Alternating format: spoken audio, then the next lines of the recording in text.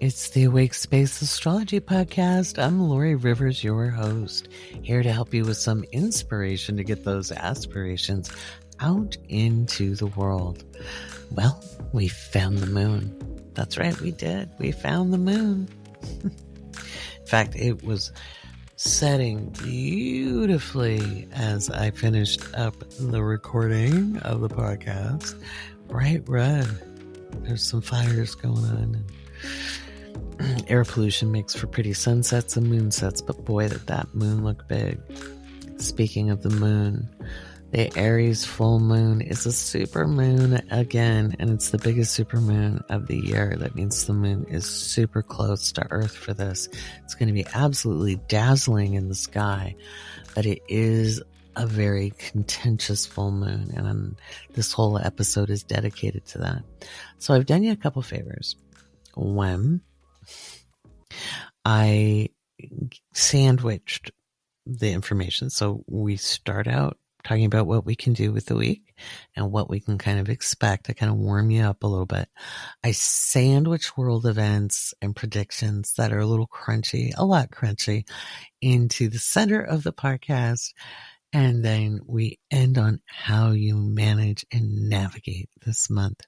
Okay.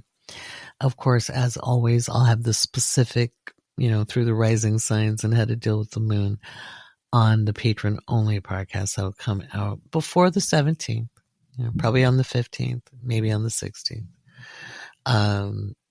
If you get the magazine, then you already have your full moon rituals, because those are in every single Awake Space Astrology magazine, right? But yeah, so I'll go through what you guys can do there. So this is an action-packed podcast episode, and we have 2 patron shout-out sections because we grew a lot again. Thank you so much for joining. And we're going to try out a couple of ad segments. So the ad-free podcast is going to paying patrons on the Patreon, and then I'll get this segment up into the public, or not segment, but podcast episode, because I'm just testing things out, and I talk about that a little bit in the next segment. But I'm just saying, because I finally qualified on Spotify, and it takes a lot of views, okay, or listening hours, which thank you. You guys have listened a lot, so it's pretty good.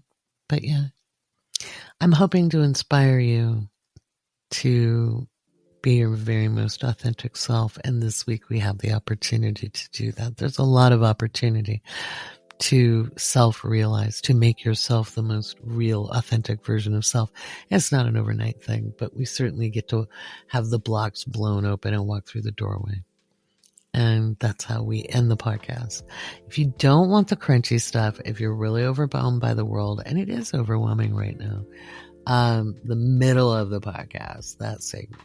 Now I've got the timestamps in for you in the show notes, and you can take a look at that. I have a couple of links in there as well for things I've talked about in the podcast itself. But yeah, so let's just get this party started.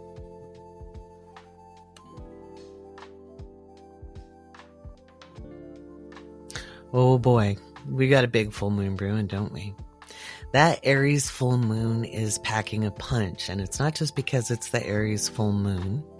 In the later degrees of Aries, it's at 24 degrees and some change, which gives it a lot of fire. Okay, this is a lot of fire. And we may see fire with this. We may see water with this too, because the moon is square Mars. Okay. The moon is opposite the sun. That's what makes it a full moon. And we've got the moon square Pluto. Mars is opposite Pluto in an approaching opposition. If you don't understand astrology, that's okay. Everything I'm about to say next is going to explain what that actually means. Mars is the planet of aggression. The moon is the lens. When we're looking at mundane astrology, the moon is the lens to activate all the other energy. Okay. That's why I talk about the moon so much. It's not just because I'm a Cancerian. The moon is the activation activating agent. It's the catalyst. Okay. And it's the lens through which this energy is focused. And I'm speaking metaphorically as far as we know, because there are new scientific studies at the quantum level to prove my theories otherwise. So it's a metaphor. Okay. So you have to look at people feeling like their identities are threatened. And we have over gamified politics, especially in the United States, where people take sides like they're cheering on a sports team, and they identify with it to the point of pathology, to be honest, with very little understanding of how the system works. I've told you for several years now, you need to focus on the whole government mechanism, which is everything from what happens at the local level with voting for sheriffs, police chiefs, depends on who hires who, city councils, planning departments, library boards, school boards, from the bottom up and reshaping the fabric. And people are so identified with winning the big one, acting like the presidency is the Super Bowl, that effectively the fabric of the nation is, well, moth-eaten. I'm not going to say it's rended or torn to shreds, but it's we got a lot of holes, okay? And this is spilling into everything, whether it is identity politics, whether it is partisan politics, whether it's people who are zealots when it comes to religious beliefs, political beliefs. It could be to do with gardening, for God's sake. If you're on message boards of any kind, in any kind of belief, it could be astrologers going at it. People who overly identify with what they do versus who they are as people.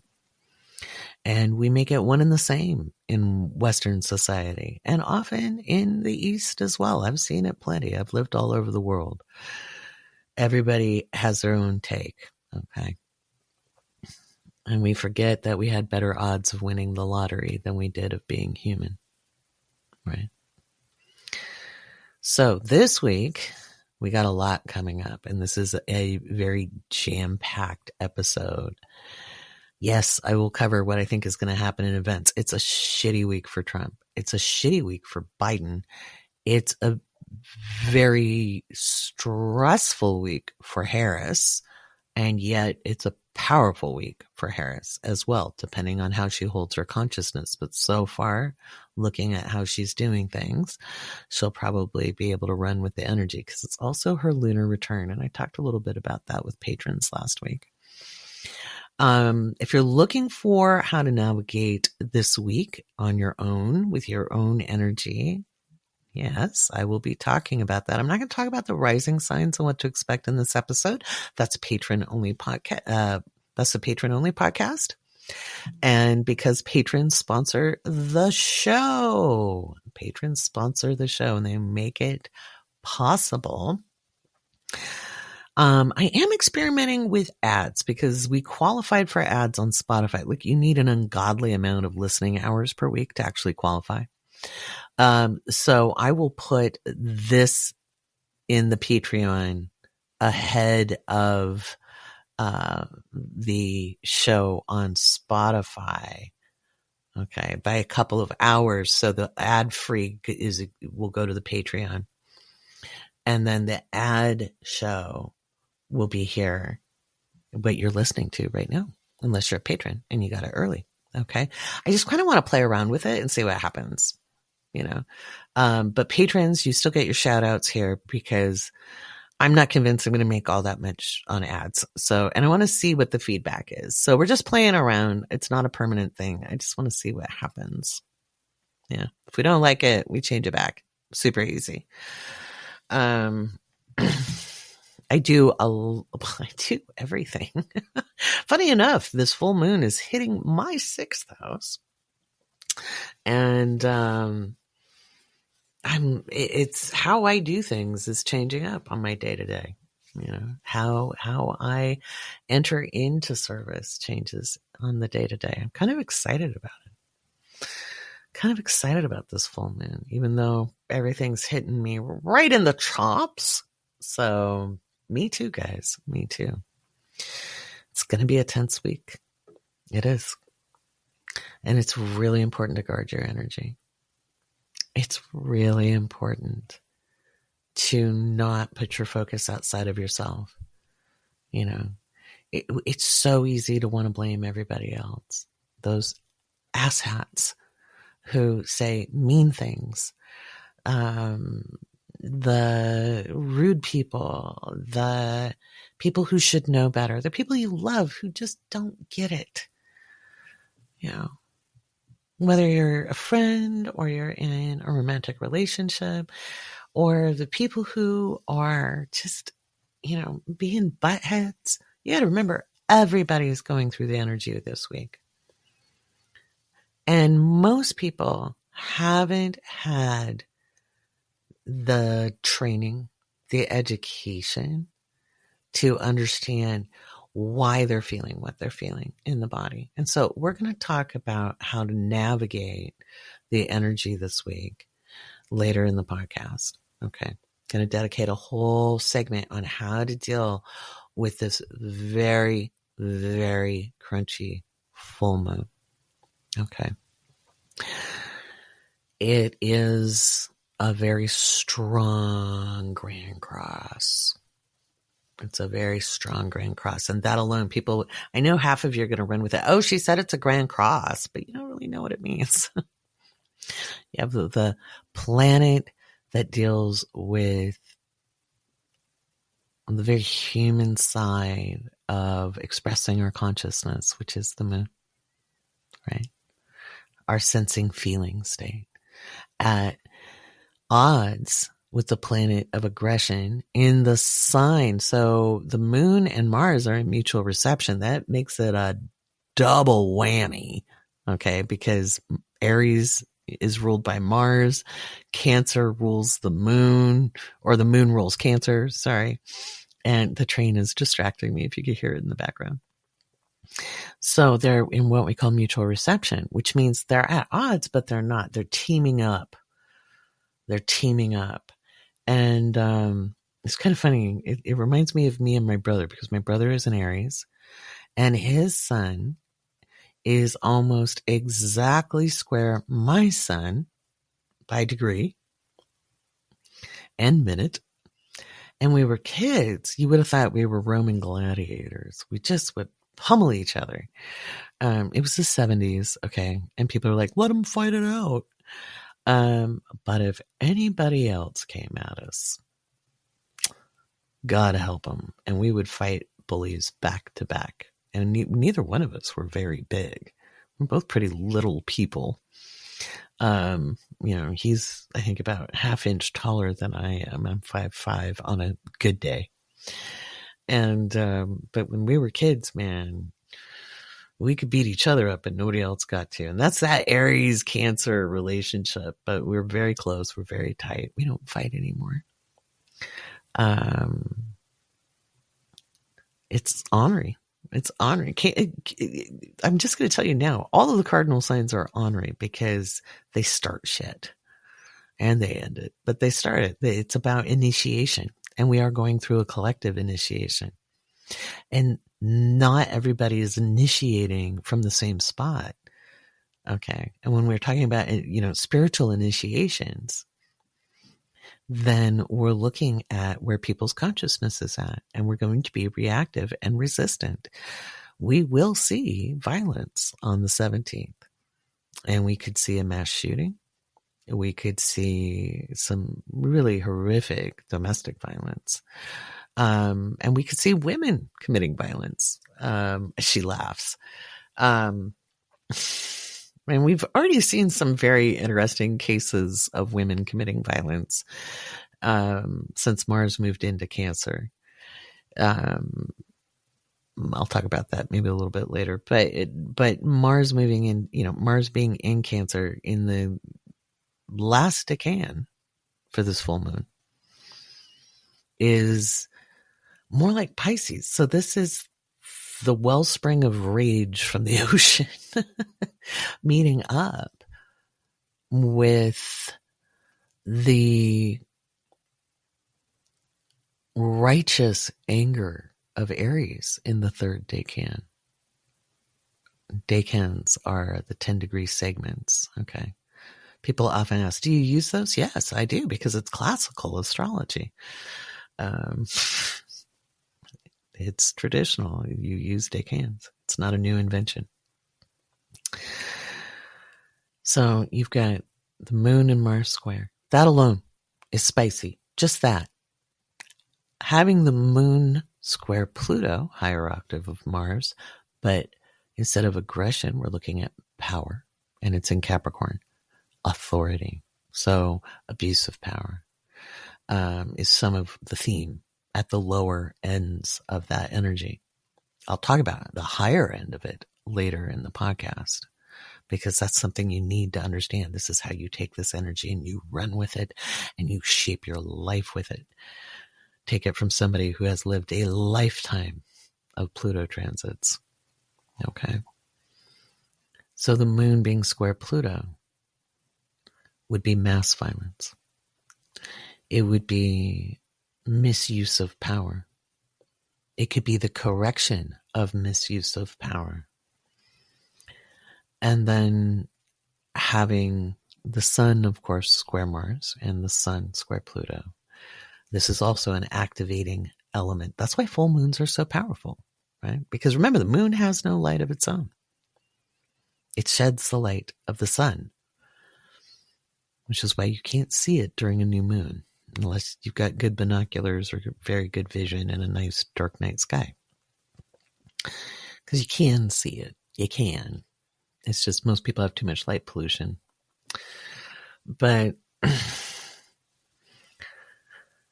we will see things that lead to social change. The path is being illuminated. And we will see egregious political acts globally. I think we'll see some assassination attempts. And this is global. This has been going on, just like I said it would last week. You know, there was an assassination in India of a political figure who was prominent. Remember, we have a whole wide world, not just the United States, and we have listeners from over 76 countries.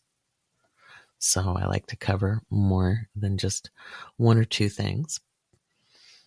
By the way, if you're in Canada, happy Thanksgiving. Thank you for listening. We're going to see weather kick up. We're going to see some very interesting fronts. Now, Jupiter retrograde seems to have stilled the wind for a moment. But this is very dynamic, very wet energy. So this we'll talk about the weather and what I think is coming up a little later in the podcast. But we could see storms. I think we could see a terrorist attack, and I think we could see a terrorist attack in the United States or to a United States base. My eye is very much on the Middle East right now. Everything from this full moon intensifies. Pluto is now direct. It was direct as of last Friday. And that means it's moving and it's gaining speed as it's, stationed. Now it's moving forward, and it's a steamroller. And we're looking at the Jenga tower beginning to fall. It's going to fall over time. It doesn't just fall at once, right? That's not how energy works. It's not how life works. I saw a young person that I admire on TikTok, somebody I follow, who's been having a really shitty time. And honey, if you listen to this podcast, and I think you might know who you are, they're fairly prominent. They got a blue check mark. And they were saying, it's really shitty if you're going through a hard time for people to say it is what it is. Or life isn't fair. Or what was the other one? Because it was really good. It's something I do say. It's not what happens, it's how you respond. It's how you react. They were really angry, and justifiably, because when you're in it, no, you're right. You don't want to hear those things. You want to hear, oh my God, that's awful. You want agreement. But here's the deal. We will see awful things. Awful things happen on a daily basis. And life, my dears, is not fair. I wish it were. My own life would look very, very different if life was fair. It's not about fairness. Okay? And it is how we respond. But you see, it's not about taking the high road when somebody else goes low. It's not about being the bigger person. It's about asking yourself, what do I want out of this right now? Do I want to feel this shitty? No. So how would I rather feel? I'd rather feel more at peace. Well, what can I do to feel at peace? Well, you can sit there arguing. You can sit there eating worms. Or you can go take a walk. You can go get a latte. Go get a 7-Up. Listen to a train call at night. Listen to some ambient music. Listen to some sad music if you need to, and work your way up. You can tell that person to go to hell. You don't have to try to make things work with somebody who is unwilling to try. That's not being the bigger person. That's being a punching bag. Spirituality does not require you to be nice. It requires you to be authentically aligned. I'm going to say it again. Spirituality does not require you to be nice. It requires you to be authentically aligned. It is okay to tell someone that you will not be engaging in that activity. It is okay to tell somebody to fuck off. It's okay to ghost somebody. It's okay to block somebody. You do not have to be nice. That is a tool of oppression. Oh, be nice. No, you don't have to be nice. But your responsibility is to you and where you're putting your energy and making sure you're responsible for your own energy. One of the reasons I get quiet on social media is I will get overwhelmed by the amount of people putting their energy in my hands. Make me feel better. I have anxiety. My anxiety is so bad. Make me feel better. Give me hope. Without a single thought for the amount of people who might be making the same requests when I have said the same thing over and over and over, and nothing I have said has changed. I am a single person. And so I will take my energy and withdraw.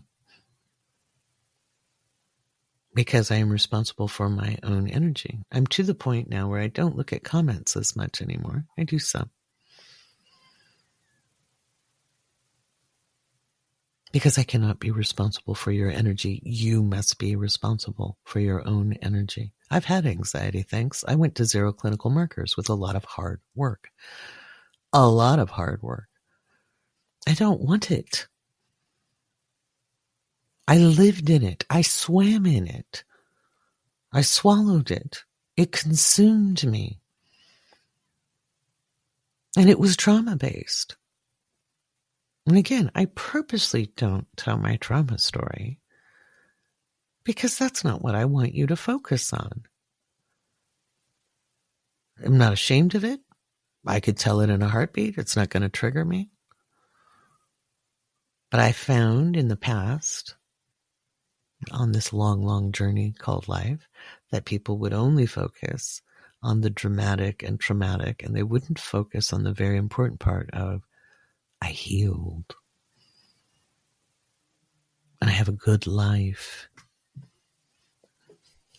And I'm reasonably content 99.9% of the time. In fact, I would say 98% of the time, and 1% of the time I'm ecstatically happy. And some days I cry because I'm sad, or hurt, or angry. But not because I'm having flashbacks or living in anxiety and fear.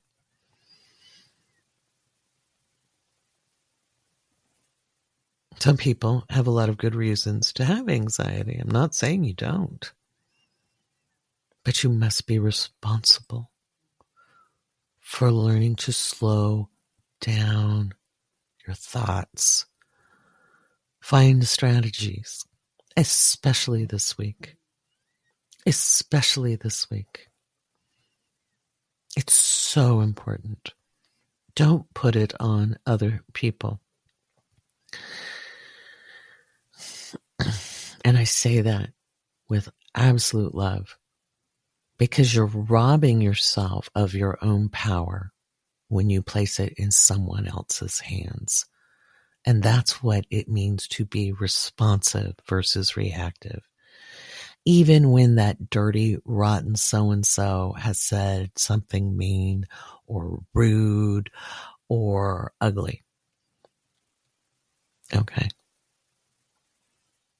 You will be more effective when you choose you and your energy and how you choose to deal with it. And it's not unspiritual to be angry at things that deserve being angry about. If you see something egregious in the world, you can take action on that. Now, I'm not saying go do something and hurt someone,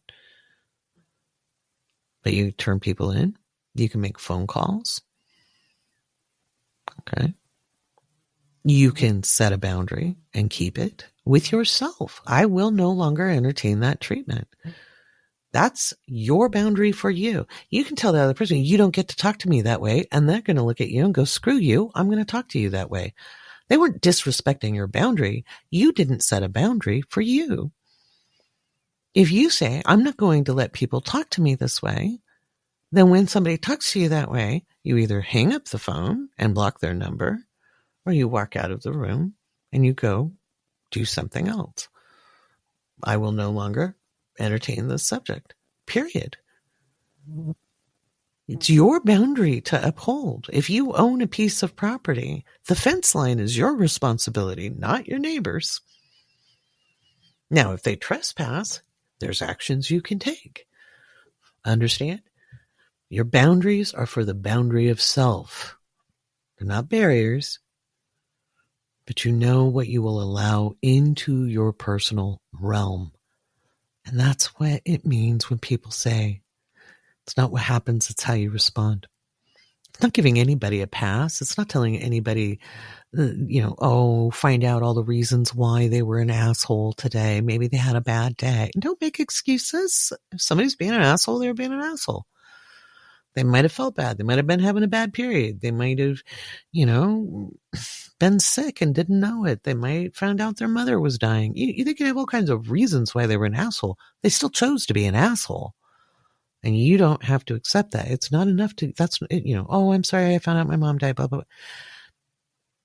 Which mom dying might be more reasonable. But, if somebody has an upset stomach, that's not enough. You still did something. Right? A lot of times when we feel anger and pain, we want to kind of push it onto other people. We want people to understand us, right? We want people to understand us. And I remember that so much.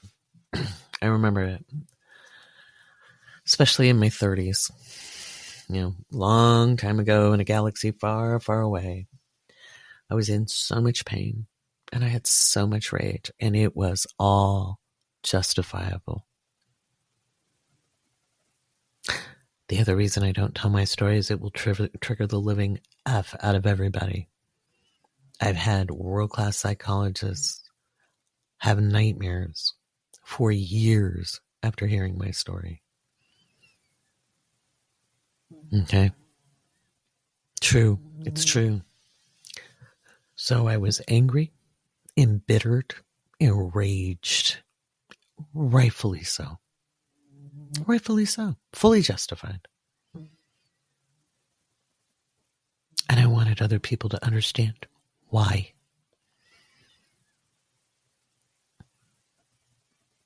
And much like everybody who's been traumatized, we don't tell the right parts of the story. You usually over-disclose, and you're missing some important pieces. Because we'll be looking at the straw that broke the camel's back instead of, the entire journey that took you to that point.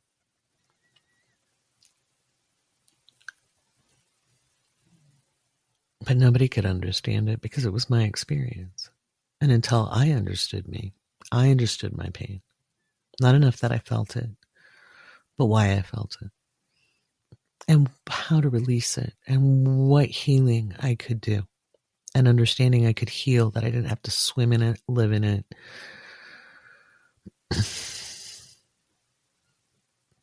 Because other people don't have to feel your pain to understand your story.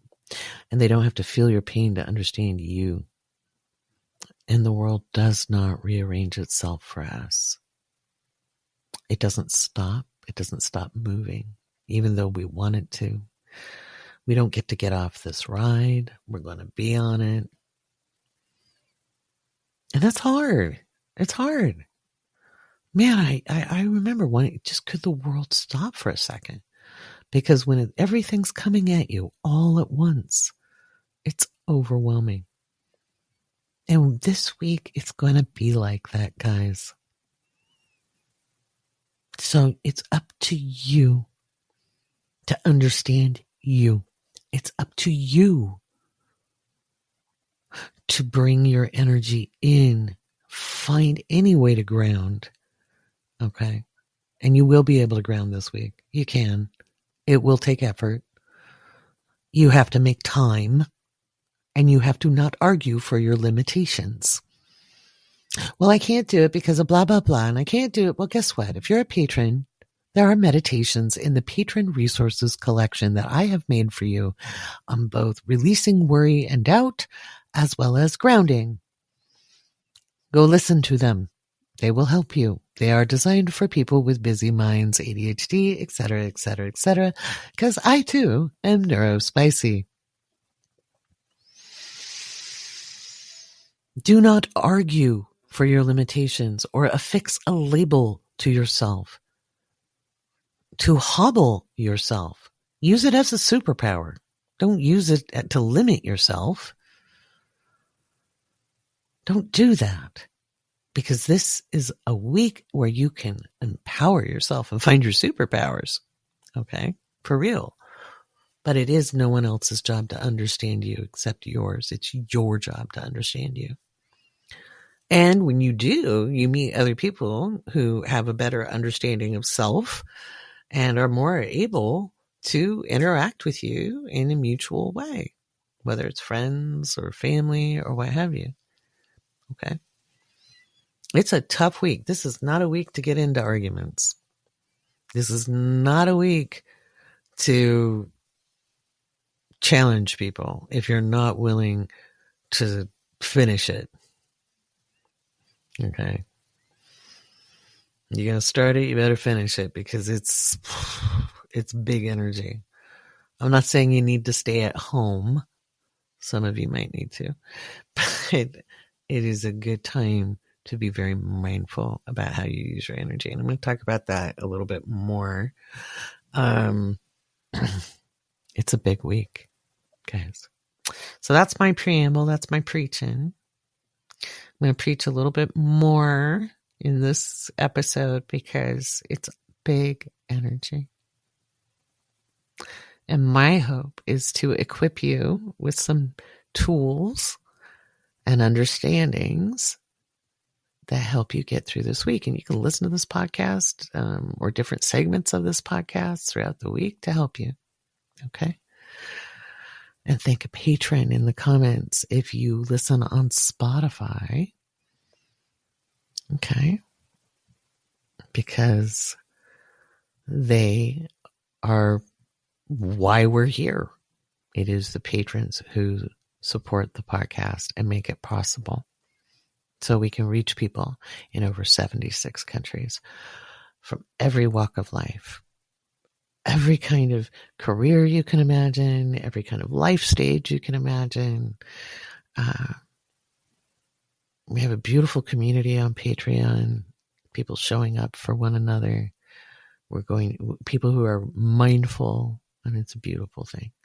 So make sure if you leave comments on the Spotify because I know a lot of you listen on Apple or Audible, iHeartRadio, we're everywhere you can be. But if you listen on Spotify, you can leave comments on the podcast, and make sure you thank a patron. We'll read some of those comments that have been left before we do the next round of patron shout outs, which I think we're going to do a set next because we grew a lot again. We're almost at 2,000 patrons, guys. What the heck? Thank you so much for your support. It really helps us bring important information out into the world. It's not just, everybody wants to learn the astrology because you're looking for the silver bullet, but an astrologer's job is actually to translate the astrology to help people know how to swim through the cosmic currents. And that's what I hope to do here at the Awake Space Astrology Podcast, is to inform you. If you want to learn more about astrology, you can check out the Patreon, and make sure if you are a patron, you're checking out all your goodies. You have so many. Maybe I'll talk about that before I do some patron shout outs as well in the next segment. Alrighty. Deep breaths. We got this, guys.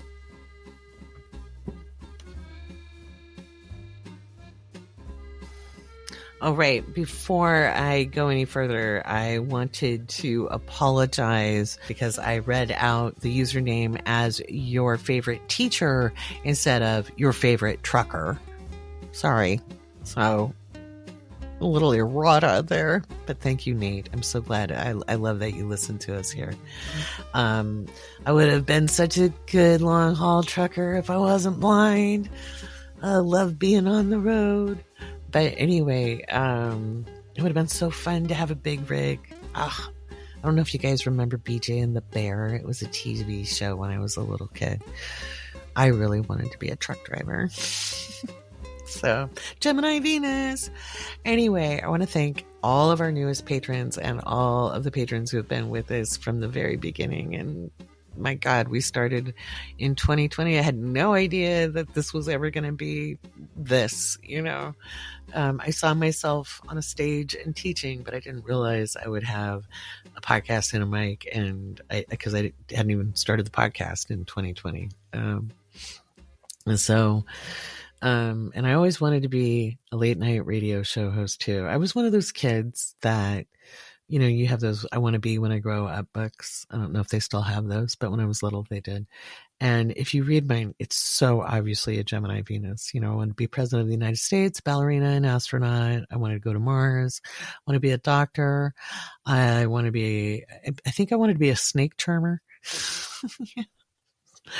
But I'd get interested in something and I want to be that. I want to do that. But I always wanted to be a late night radio host. And so this is kind of a little girl dream, but I was more like a preteen, early teenager listening to the radio late at night when the world was dark and scary, and some person with a soothing voice. You see, I've never forgotten that experience. That's why I provide it. But anyway, so if you're a patron and you've just joined, I know Patreon has a jillion posts and things like that. But if you click around and you go, in fact, if you look at your welcome message, there's a link to the walkthrough video. So you should have an email from me when you join that has a walkthrough video link. Watch that. That'll show you where you can find your stuff. If you go into the shop, depending on your level, there are a ton of resources. You get the ebooks. That's $5 level and up. Including the ultimate cheat sheet. It's really not a cheat sheet. It's 47-page ebook that walks you through the basics of astrology. You have access to Love and Sex and Astrology. It's a great class. That was one of my gifts to patrons. It's a fascinating one. And I go through gender and how we see that, gender identity and sexual orientations, including asexual. Okay, and sapiosexual, and demisexual, and all that stuff we go through in there as well. It's a great class. and it was a lot of fun to teach. I taught it back in 2021. So that's up in the Patreon for all patrons. There's the moon phases class. It's 11 minutes long, but it explains the moon phases and how to use them energetically.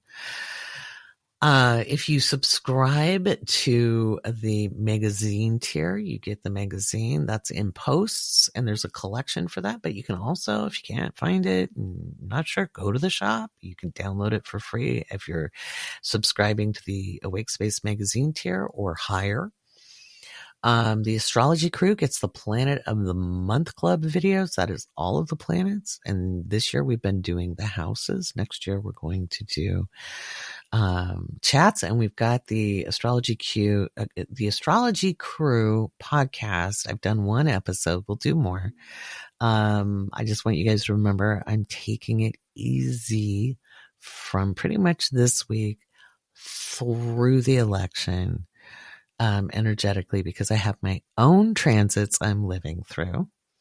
So next year, 2025, we're going to really have a great time in there, but there'll be more and more stuff we're doing together in the Astrology Cruise, especially post November. We just need to get through this. I need to get through this Pluto transit. So, that's me modeling, behaviors. But anywho, we have had a lot of new patrons in the last 30 days. And so let's get started with our shout outs. Our latest patrons are Kelly and Angelica. And if I said it wrong, let me know. And then Laura, Rebecca, Jay, Justin, Zuzi, Christina, Josephine, Cindy, Christine, Clementine, Kay, Eleanor, Andrea, Kia, Lynn, Catherine, Katarina, Lolo, Michelle, Shannon, Jenny, Tricia, Hazel, Cicely, Beck, Emily, Megan, Shadow, Kelly, Jamie, Sherry, Anna, AFG, Bridget, Sarah, Tamika, Marigold, Laura, Shell, T, Ann, Nikia, Cheyenne, Felicia, Kelly, Kristen, Lori, LB, April, Hannah, Jenna, Ruby Rage, Jessica, Christina, Yasmin, Stephanie, and Angela, Jessa, Laura, Yasmin, a different Yasmin. Oh, wow, we've got two Yasmin, but Yasmin and Yasmin. Oh, wow, how cool. Emma, Kristen, Witches and Bitches. Oh, sorry, it's Witches and Britches. Oh, you knew I was going to mispronounce that. That's funny. You're like, Glory, haha. Marie, Shelley, Laura Beth. Oh, that's okay. Sarah, Nita, Megan, Poppins, Shane, Tony, Jessica, Zoe, Gina, Pleasure O'Reilly, Kay, Shannon, Holly, Amanda, Leah, Andrea, your favorite trucker, Allie, Chantel, Sherry, Jen, and Grant. And I think we're going to end there. So guys, check out your special stuff. Okay. You guys all get perks, not to mention the meditations, not to mention the posts, your discounts. In fact, there's still time to sign up for the event on the 19th. Sorry, last week I said 16th. It's the 19th. Derp. And if you're a patron, you get your special discounts on that. So make sure you read the posts. Go scroll through the Patreon. You can do it on your phone. You can do it on the web. And if you're still listening and you're not a patron listening for your shout out, make sure you go check the web version of Patreon on a browser, and you will see highlights on my page. And they're like little clips from different patron-only content, and you can have a conversation about that even if you're there for free. So, and some of them are very thought-provoking, and it's kind of a fun feature we're trying out, seeing how people like it. So, alrighty, let's talk about world events. And then we'll do the individual stuff, because I hate leaving you on like, hey, the world's on fire. So we'll talk about the fire, and then we're going to talk about how to put it out. All right.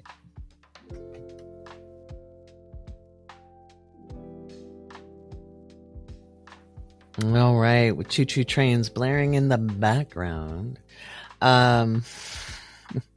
So we're going to sandwich the crunchy stuff in the middle of this podcast. But I've got some good news to end this segment with. So you want to listen. You can fast forward it if it's all too much for you. I know people are suffering and worrying and feeling the pressure, and you may not even have reasons that you can identify, because the energy just right now is like cut it with a knife, and it will continue to intensify as we go through this month. You know, this full moon just kind of opens up the gates of hell. Kidding. Just kidding. It doesn't open up the gates of hell. It might feel like it for a minute. And it might be like that for some people. You know, it depends on perspective. You know, the way I look at things is I've survived the worst of my days, and I can kind of survive anything. I prefer thriving. That's a lot more fun. But if all hell breaks loose, I'm quite able to swim in sulfur. So, and you just have to remember that, okay? That we're going to get through this, and it's a great time to power up, and that's how we're going to end the podcast. I promise I'm ending this podcast with good news, okay, on how you can harness the energy. And then if you want even more, the patron only podcast this week, you know, I'll go through all the rising signs and how you can leverage the energy to your best effect. All right. Doesn't mean there isn't going to be stuff. There's always conditions, folks. It's how we meet them. And that's what I'm going to equip you with in the patron only podcast. And I'm going to equip you in this one too. I know not everybody can be a patron. I get that. Okay. So I want to make sure everybody understands how to navigate this energy. So with that being said, I'm going to end this segment with some interesting astrology, doing a comparison between the 2000 election and the 2024 election, because there's some interesting stuff going on. No, I am not changing my predictions. Okay. I'm really tired of being asked that. I've made it very, very clear. I do not change my predictions. Okay. I think I will talk about time and how it works again at the end of the segment. And if I forget in this podcast, patrons remind me, and I'll get it in the patron only podcast, because it's late. It's like 1:22 a.m. where I am at recording. So this is a hell of a week, guys. It's not a fun week in general. There's going to be a lot of violence. Okay. Especially with the moon and Mars in mutual reception. We're going to see a lot of road rage. We're going to see a lot of fistfights, you know, bludgeonings, crimes of passion. We may even see some gruesome murders. We've already started seeing some of that stuff pop up ahead of time. I'm like, ooh, if this is the pre-game show, what's the actual, you know, big game gonna look like? It's been pretty dicey. I think we'll see assassination attempts on different figures around the world. We've already seen an assassination to an Indian politician. I'm not convinced the guy with the gun in California was an actual attempt. Not with where the astrology was at. You know, Trump's doing Trump things. This week is not an easy week. It's a big week, and it's kind of hitting everybody, and it's going to hit the collective, and you may just be feeling a lot. And if you're energetically sensitive, and I think everybody is, I think we see people reacting unknowingly to energy, you know, unconsciously. But if you are aware that you are sensitive to energy, this week is spicy. It's spicy. What's going to happen this week? If you get the magazine, you can read along. How's your bingo card doing? It's kind of a macabre bingo card for predictions. We've got assassination and attempts. We've got earthquakes over 6.0, which there's been several globally. Bridge collapses, levee or dam failure. Unfortunately, that one happened. Trump removed from race health crisis so Trump removed from race or a health crisis or quits. That hasn't happened yet, but that could happen pretty soon. This full moon is not good for him. It's hitting him right in the kidneys. Clashes with nationalists. So nationalists, and this is global, just nationalists clashing with authorities or rising up. Flooding in northeast of USA. That one's really more towards the end of the month, like after the 18th. Cold case reopened. We've seen several. ATMs or points of sales machine failures. Big explosion in a major city. And actually, that happened in Chechnya. So we've seen a big explosion there. But we'll probably see more with this full moon. Power outages due to extreme weather. That happened. ILA strike resolved. That actually happened. Big music release. I think that happened. Not sure.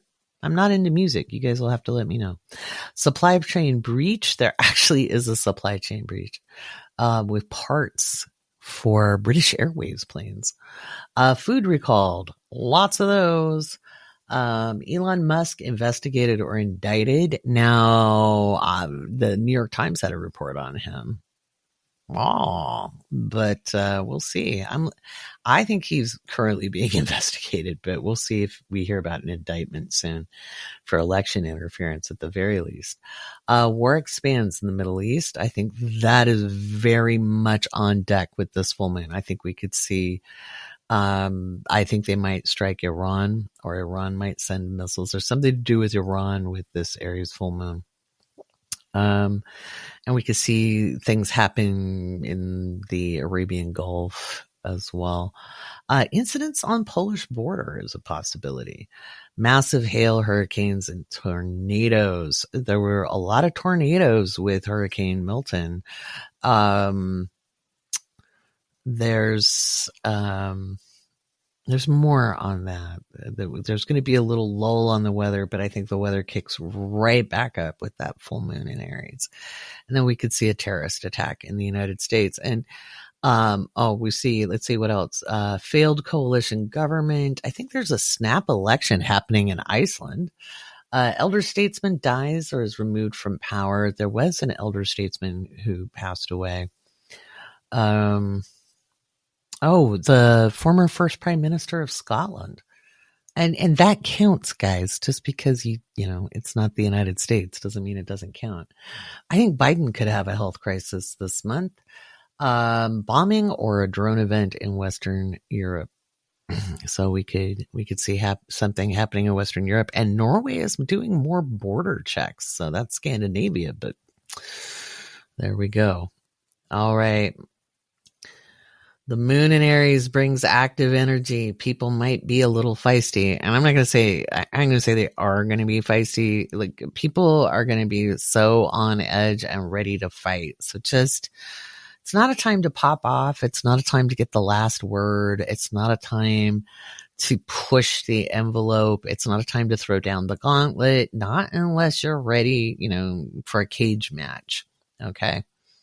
So this is for October 15th, or actually that's the moon in Aries. Let's go back up. Let's talk about the moon in Pisces, because that's how we start the week. October 13th through the 15th, the moon in Pisces, we've got secrets being uncovered and it's freaking wet. So there's wet weather in different places. We could see flooding.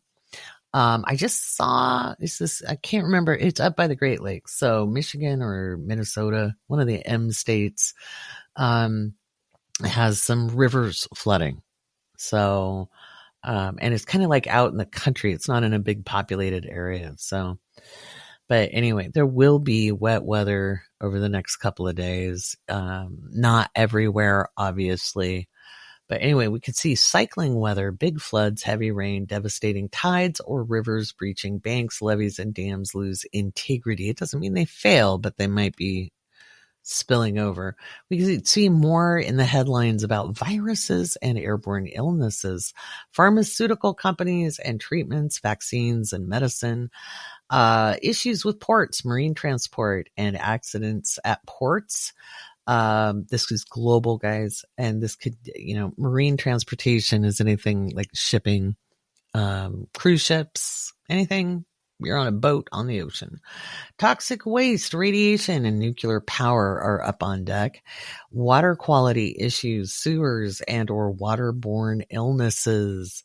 Issues with poisons or nerve agents and pharmaceutical matters. We could see breakthroughs in pharmaceutical treatments. Music industry or film industry could have like a new release or a new artist being celebrated or talked about. We could hear new actors getting press. This is somebody new showing up.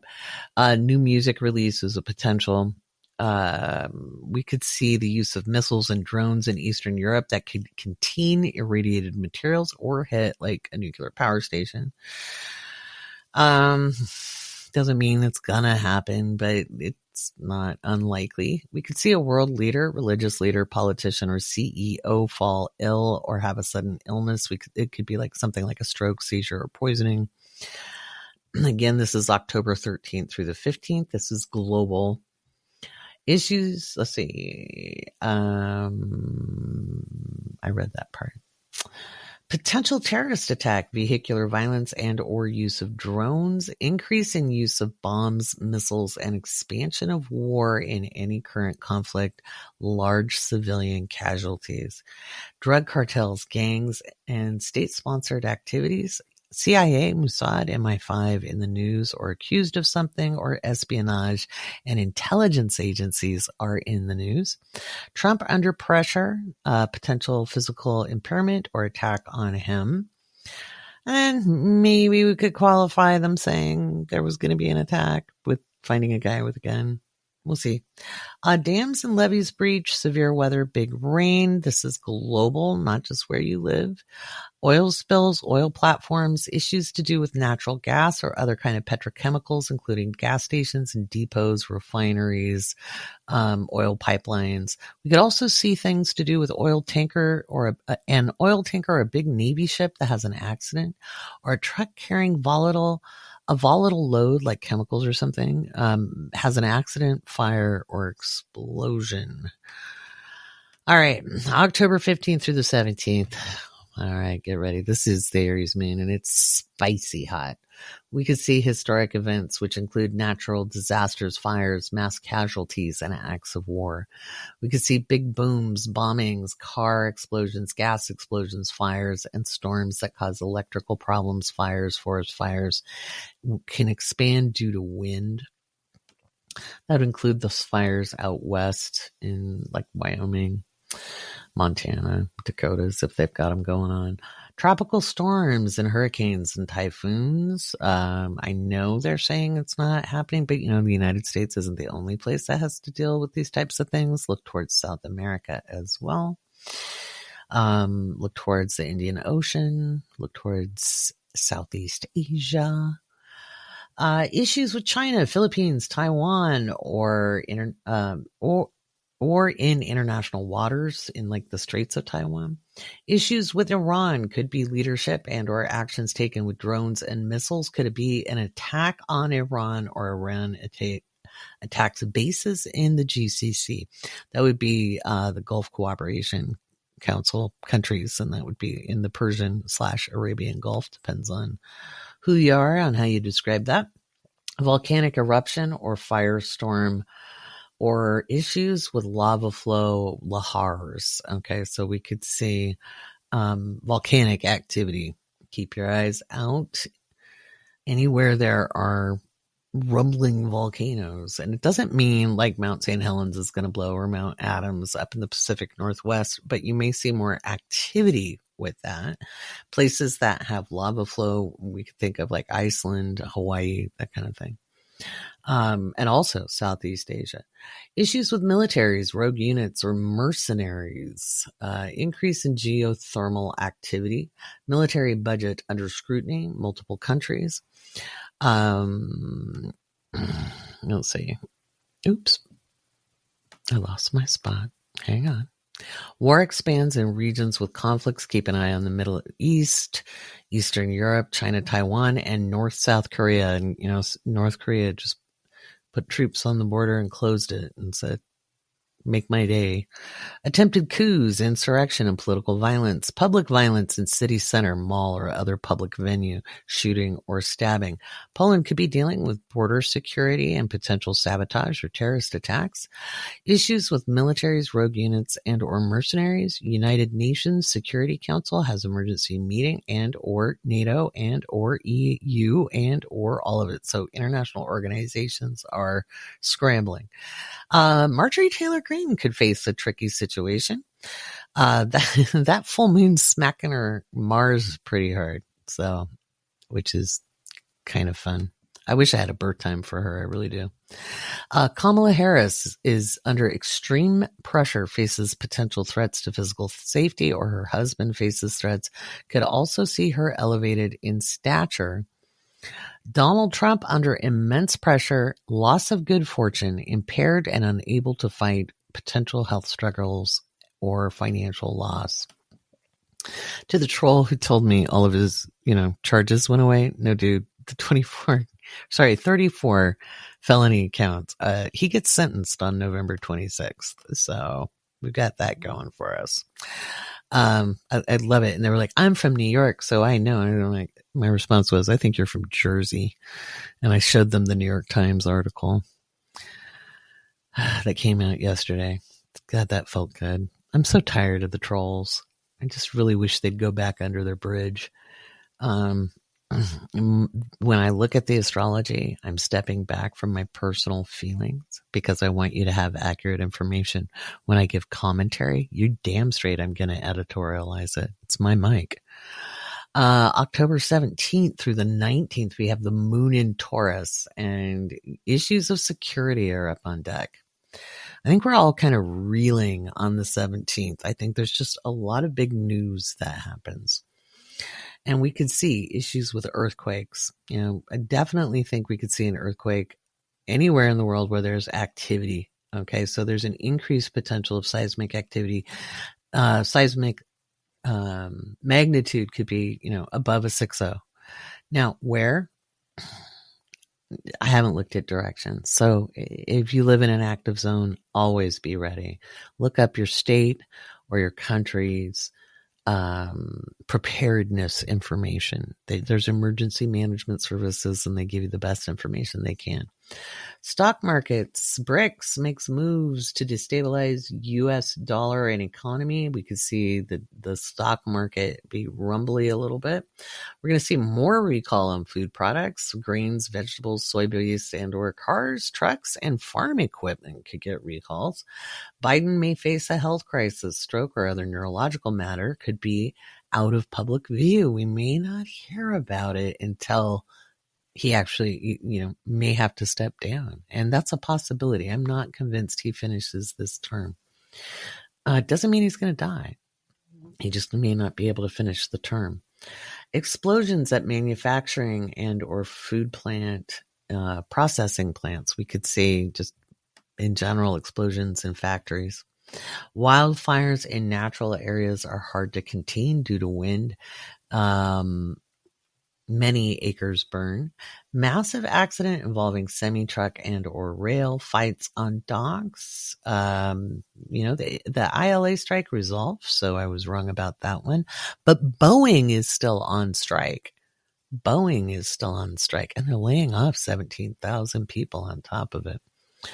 Cybersecurity breaches, data breaches, DNS server attacks, malware, ransomware are up in the headlines, issues with cattle, dairy farm, meat packing plants, big accident, explosion, or fire. It could be more than one incident. Trump gets more bad news, public downfall, or further erosion of reputation. Big erosion events, landslides, mudslides, sinkholes, levee breaches, dike failures, and dam breaches. huge weather issues, lightning, hail, hurricanes, tornadoes, sandstorms, or torrential rain and flooding, financial institutions, big banks, private equity firms, or credit card companies under pressure. It could be and or all of. Big commercial real estate failure. This could be anywhere in the world. Maritime accident or issues with naval bases are in the headlines. Authority figures, leaders challenged, scandals revealed, and lies exposed. Let's see. And then the 19th through the 21st, the moon is in Gemini, and we could see big wind, and this could be hurricanes, microbursts, tornadoes, sandstorms, unseasonable wind, multiple storms active in one region, big accident with rail, trucking, poisonings, air or water quality discussed, massive car accident pileup, issues on freeways or high-speed rail, issues with gas, chemicals, and radiation, issues with commercial flights, airports, and air traffic control with employees at airports or airlines. Rockets, satellites, ISS, and astronauts are in the news. Meteorites, northern lights, or space debris falls to Earth. Missiles, drones, and sneak attacks could be in the headlines. This could be from anywhere in the world. It could be something like the Houthis or something off the coast of Somalia or in the Persian Gulf. It's not necessarily right where you live in Nebraska. Major author, speaker, or thought leader in the news. New music released or pop culture icon shows up or performer exposed. International agreements or negotiations fail. Governments in UK and France have problems with coalitions and or fail. Journalist or journalism in the news, secrets leaked or revealed from corporations or government agencies, documents discovered that cause scandal or shed light on an unresolved mystery. Major manufacturer issues recalls or has investigation into faulty parts, explosion in air, satellite fails or falls to Earth, meteorites or shooting stars, or some strange happening in the sky and or lights in the sky. Could include space station astronauts having issues. There's probably more to do with like meteor showers, things like that. But yeah, so that's what's in the news. And it's going to be shitty. I think we're going to see a mass casualty, at least one in the United States. I think we could see a terrorist attack this around the full moon, if not on the day, just after. The energy just opens things up, and that could be domestic terrorism, guys. This doesn't mean, somebody's flying a plane, in a state-sponsored attack. This could be all manner of things. I've seen quite a few in the news that have been stopped, that's great. But there could just be people being unhinged. So it's not a time to tailgate. It's not a time to tell that person off. Even people who might be like normally nice people might just be at their breaking point this week. So it's just be ginger with people. Recognize you're not the only one feeling the tension. You're not the only one feeling the heaviness or the pressure. You're not the only one who wants to explode. Everybody's feeling that way, regardless of your personal placements. Everybody is feeling the pressure because it's the collective experience right now. So it is not a time to poke at people. All right. It's just not. It's time to kind of bring our own energy in. All right. Be careful driving. Be careful, even at work, just, people just are going to be kind of pissy and hypersensitive, and some people are going to be acting crazy, so you just want to be careful with that. So I promised I'd talk a little bit about the election in 2000 versus 2024. And the reason I'm doing that is Matilda brought up that she's had people saying they're concerned that something similar will happen. And having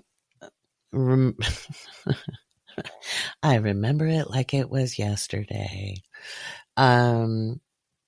Because I was banging my head on the wall because the Democrats just didn't fight. They just rolled over. I was like, what the fuck are you doing? And George Bush was a joke. George W. was a joke. His dad actually was a very, he had a lot of acumen. Okay. He's also, fun history fact, he is the only U.S. president that suspended aid to Israel to force them to negotiate at Camp David to get them into peace talks. You can look that up. So, just saying, that was there. When they were fighting in Iraq, they also refused to go to Baghdad because they didn't want to destabilize the Middle East. So there was that. That's why it happened very quickly in the first Iraq War, and it wasn't about going and obliterating. It was a different story, unlike what happened later. So, why don't we do a real quick patron shout out, and then I'll do a segment comparing the astrology of 2000 and 2024 around the election. Put your fears at ease, give you a little bit of good news, and then I'll talk a little bit about what's up for Trump, what's up for Biden, what's up for Harris, and Walz, because Walz will be impacted by this as well. And I can talk about JD Vance too, but he's such a nobody. I hope somebody listening is connected and lets him know. But anyway, such a nobody. He has a Leo rising. That would piss him off. That amuses me. But I have no patience for Ayn Randian philosophers. And that whole ilk in private equity startups is just, Anywho, why don't we do some patron shout outs? Because we need to thank our patrons, because without them, there's no podcast.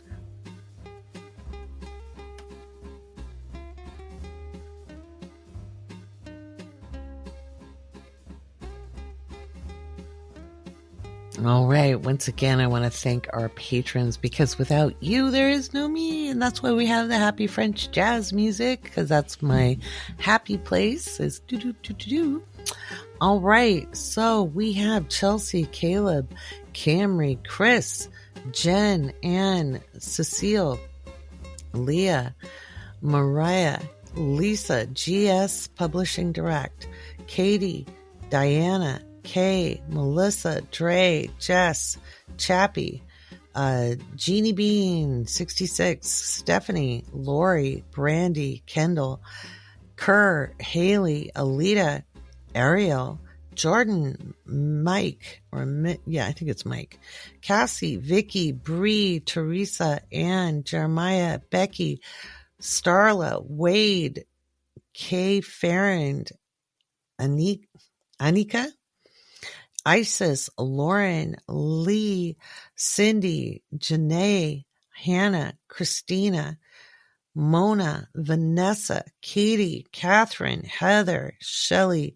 Megan, Lucy, Megan B, Ash, Iris, Abby, Jay, Jillian, Amy, Tracy, Jeanette, Rachel, Bree, Andrea, Patricia, Jenna, Anna, Kayla, Magda, Fran, Alicia, Holly, Nicaea, Stephanie, Heather Weather, I love that, Denise, Bill, BB, Jen, Tammy, Lisa, Karen, Mackenzie, Mel, Louisa, Michelle, Midas, Belinda, Kim, Jacqueline, Luca, Mandy, Sandra, or Sandra, depends. Everybody pronounces it differently. My mom is Sandra.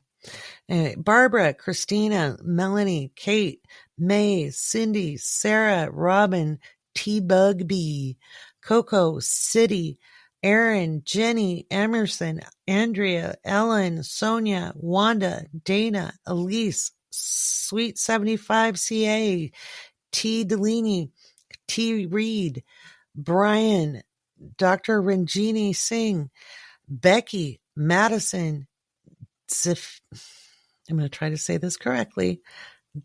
Zifa? I hope so. I hope I got your name right. If I didn't, please send me a direct message on Patreon and let me know.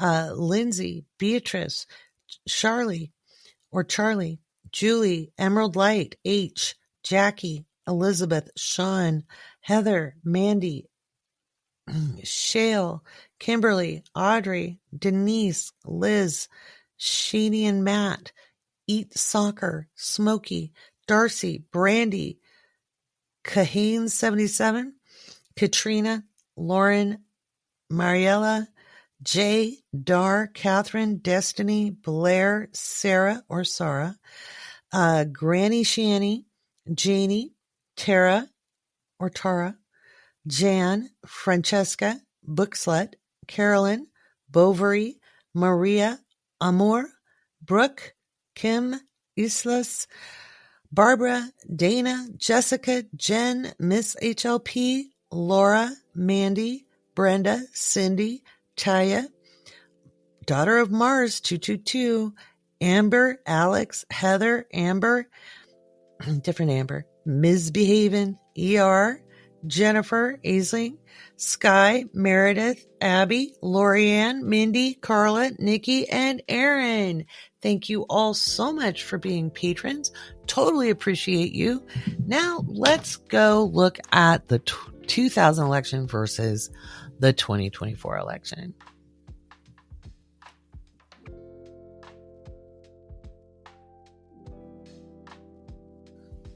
So, you have to remember, I called Donald Trump winning in 2016. And the way I called it is I saw a populist would win, or somebody claiming a populist platform. When Bernie got knocked out, there was only one person left, and Hillary did not have the transits. You would not believe the amount of bullshit I had to put up with that on Facebook. Oh my God. I was in this political astrology group and people were just like reaping me over the coals. It was awful. And, so I'll just tell you right now, when you make predictions, there's no winning for you. You just take it on the chin until you can prove you were right, so it takes a uterus of steel to do this work. Anyway, so I decided to take a peek because Matilda was telling me people in her audience were afraid of a repeat. I don't see a repeat at all. First of all, I don't ever see Harris rolling over. I just don't. She's built a coalition. Okay. The establishment Republicans, the old school, are mostly supporting her. Okay. The John Birch Society, the Heritage Foundation folks, the Koch brother Tea Party or mega contingent are not. They're the ones fueling Trump. He's made not only some strange bedfellows, but some seditious bedfellows. Because these people want to go back to like the Federalist Papers. They don't even really like the Constitution. They've always been frightening. They've been frightening long before Trump came along. He is their great stooge, basically. The 2000 election, when we look at the close of polls, it has some very interesting astrology to it. Saturn was in Taurus still at 28 degrees, and it was retrograde. Okay. Well, we've got Uranus in Taurus at 25 degrees on election day, also retrograde. That's shaking things up. That's kind of dislodging that Saturnian energy. Just thought that was interesting because you got to remember this energy rings out over time. It doesn't just happen on one day, right? It's like the event itself happens, but I've told you for years, when a transit happens, it's like the banging of a gong, right? And depending on the planet, it depends on the size of the gong. Well, Saturn's a fairly sizable gong. Pluto's a really huge gong, even though it's a teeny tiny planet. I'm convinced it represents all of the trans-Neptunian planets. I don't think it's just the one thing. But anyway, that's just a theory of mine. But we had Neptune and Uranus in Aquarius. They were no longer conjunct at that time in 2000. They were pretty well separated. But they were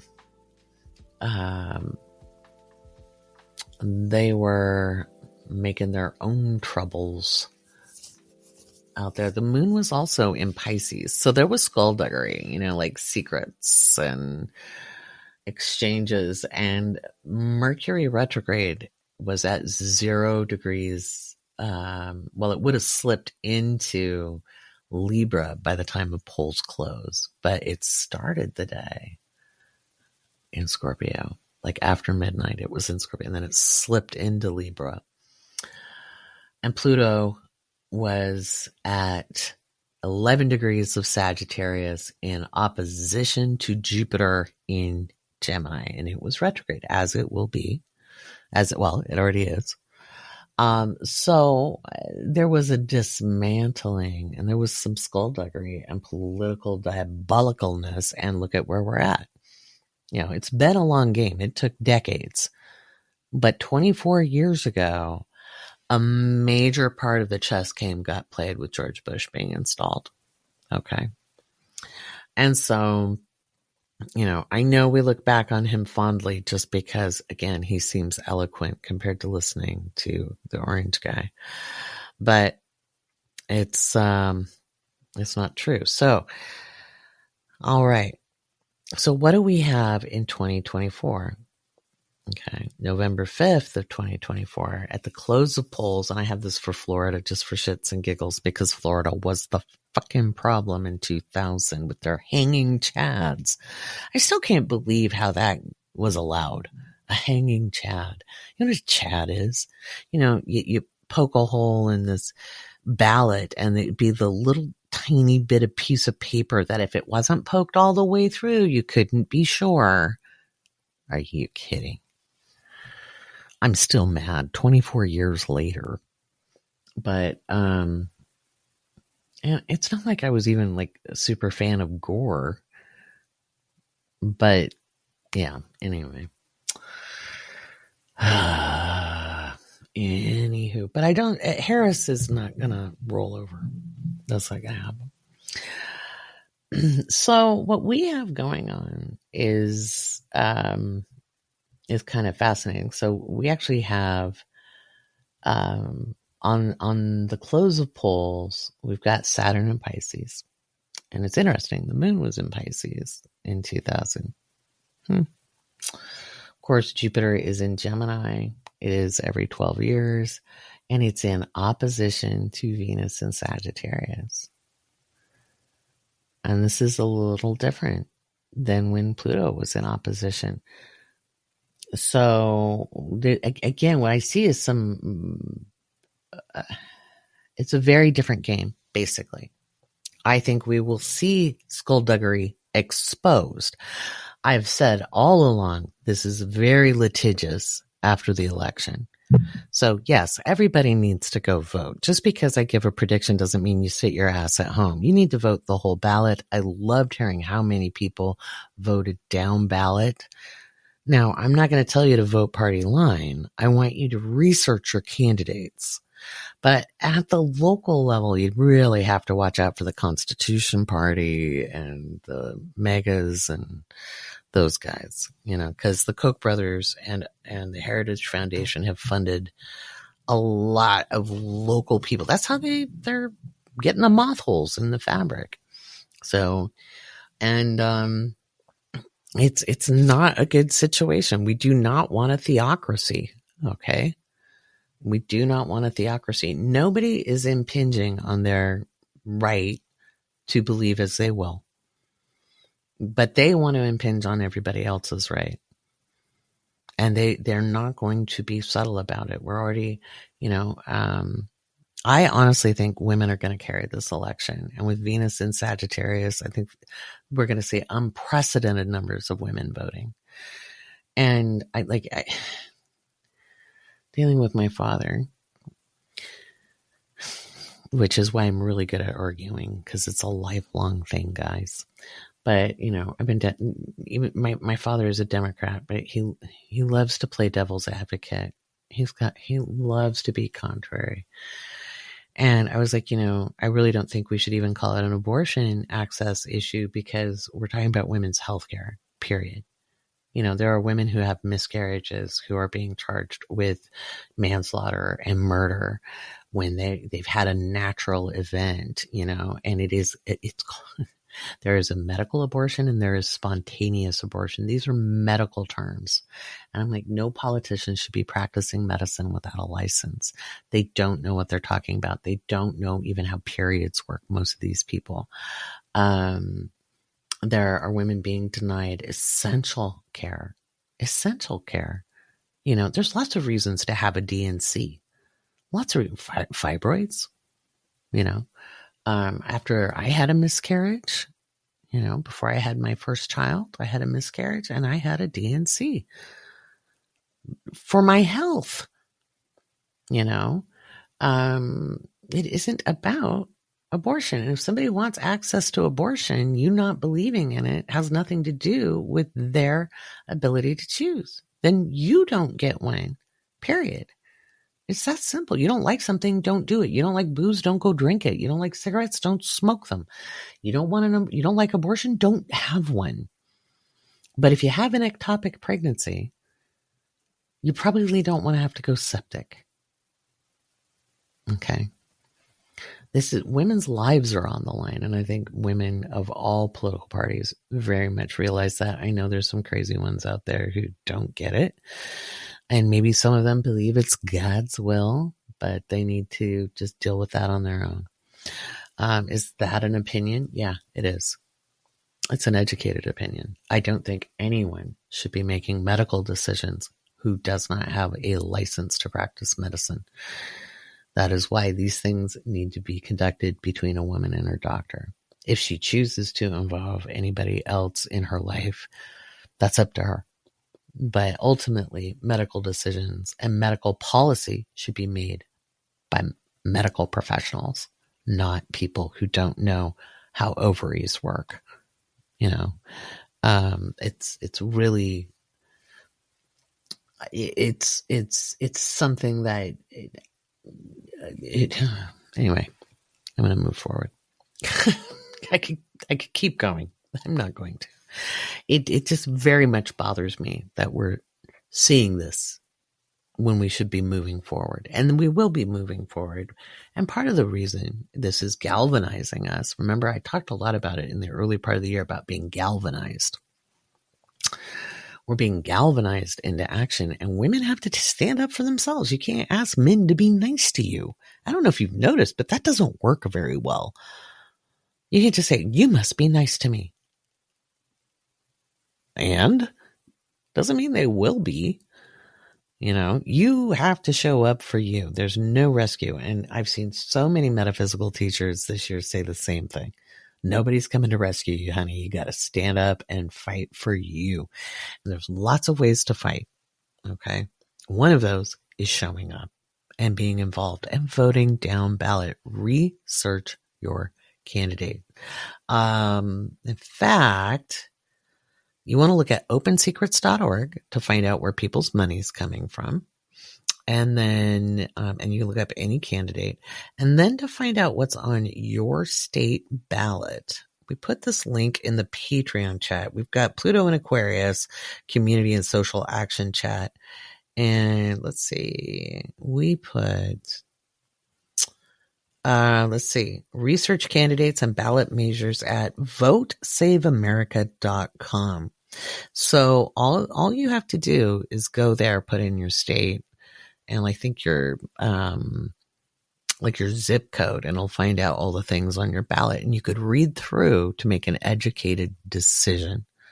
It's not telling you how to vote. It's just giving you information. Okay. So votesaveamerica.com. I'll put that in the show notes. And then we have a bunch of good stuff in there. Let's see. We've got I've got an article on how to qualify for FEMA as well. If you guys can Google that though too, because it's very Googleable. But if you're not sure if you qualify for FEMA due to the hurricanes, and FEMA is a clearinghouse, guys. It has no military powers. It literally sources resources for people. It's $750 isn't all you get. It's like immediate emergency service, to help you get what you need. So there's no political agenda to take your stuff. They can, eminent domain can be done without FEMA. Okay. So you don't need it. It's not part of that. So if you've been nervous to access what you are entitled to as an American citizen, just understand that's for you. That's for you. We're supposed to support and help each other. One of the reasons we do have federal emergency management is because it's part of the common defense, which is in the Constitution. Okay. Common defense is not just military. Okay. It's the well-being of the population as well. All right. There's a lot more we could be doing for the common defense and the common good of this country. And hopefully within the next 15 years, we'll see more of that. But we got to build it up first. So I think it's going to be litigious, but I've been saying all along that we would see a lot of litigation. Like Trump's lawyers are going to protest. They're going to say it was stolen. We're going to see violence probably starting in late October. I'll talk about that next week. And no, it's not civil war, but we will see more and more violence. We will see voter intimidation. We will see poll workers challenged, all sorts of fun stuff. So, be ready for that. Be ready for that. Keep checking your voter registration. If you can vote early, please do. And keep an eye on your ballot. Make sure it's been accepted. All that fun stuff. But I think they are underestimating the amount of women who will show up because it is an economic issue. It is not just a healthcare issue. It's an economic issue. It is an autonomy issue. To think that somebody could be a full grown ass adult and make a decision for themselves would be cool, because nobody questions a man's decision to do what he will with his body. Okay. And the economic impacts of pregnancy is huge, and let alone maternal health, so, crazy making. But, that's why we were screaming in the 90s to codify it, make it a law, so that we didn't have to deal with the Supreme Court overturning it. They were like, no, it's a precedent, and America isn't ready yet. That's what we got told when I was a young person. It is. If you want to know why some of us old radicals are angry, that would be why. Because nothing like getting thrown under the bus. But we have a chance to fix it. And honestly, the opportunity, because remember, a crisis brings opportunity, is women getting to show up for themselves instead of waiting to be rescued. Because that's a fairy tale and we live in reality. And our current shared reality says women need to stand the fuck up. Yeah, we do. So do it. Stand up. All right. Oh, I was going to talk a little bit about Trumpty Dumpties and Kamala Harris. And all right. So for Trump, this full moon is pretty significant because it squares off with his Saturn and his Venus. And I think this is where we may see a health crisis, because the full moon, I believe, is in his 8th house. It might be in his 9th. It is in his 9th house. How interesting. So it's not his 8th house. So it's squaring from the 9th. Man, this will be legal issues. So it's a big thing to do with legal issues. Oh, I wonder if Judge Chutkan is basically going to put because that's like all of his nefarious deeds out in public view. Ooh, I think Jack Smith's going to get to publicly put out the dirt on him.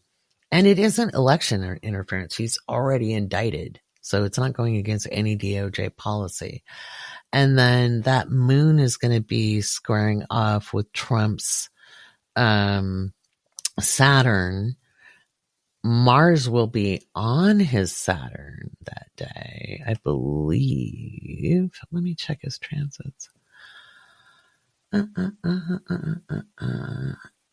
Oh, this is fun. I'll show you guys in the Patreon only podcast. I'll share the astrology charts with you and I'll go over it in a little more detail. I'm going to just talk through the astrology now.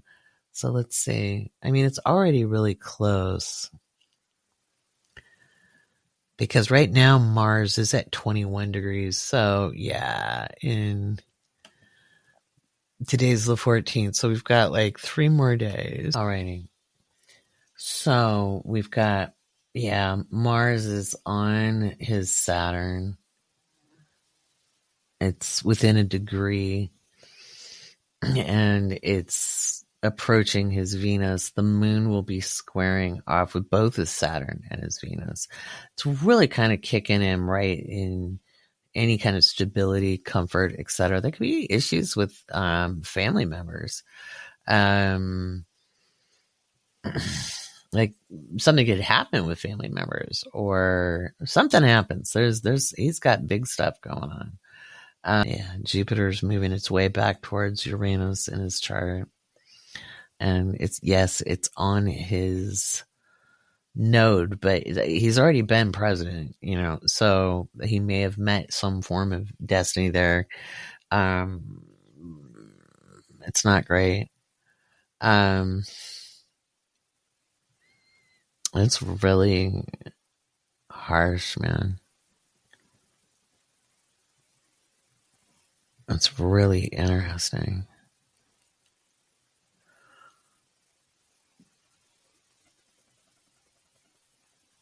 He's probably going to have some legal matters up on deck. Not a great day for him. And I think his physical health is highly impacted. And I mean highly impacted. So as Pluto is continuing to approach his 6th house again, it's not there yet, but it is awful close. Big stuff brewing for him. No, I don't see him keeling over. I'm sorry. I just don't. Not yet. Not yet. So let's look at Biden's chart. What about Biden? I love it when people are like, what about Biden? It's just like, what about him? But I think Biden has an extraordinary amount of will.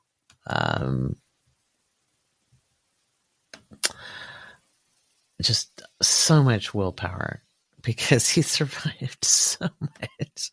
So does Trump, to be honest. But, when you're going to be in that realm, that public realm, you have to have a strong will. Willpower doesn't mean you're good or bad. It just means you've got strong will. So I'm just taking a look. Yeah, Biden's under some pressure too, and that moon. Man,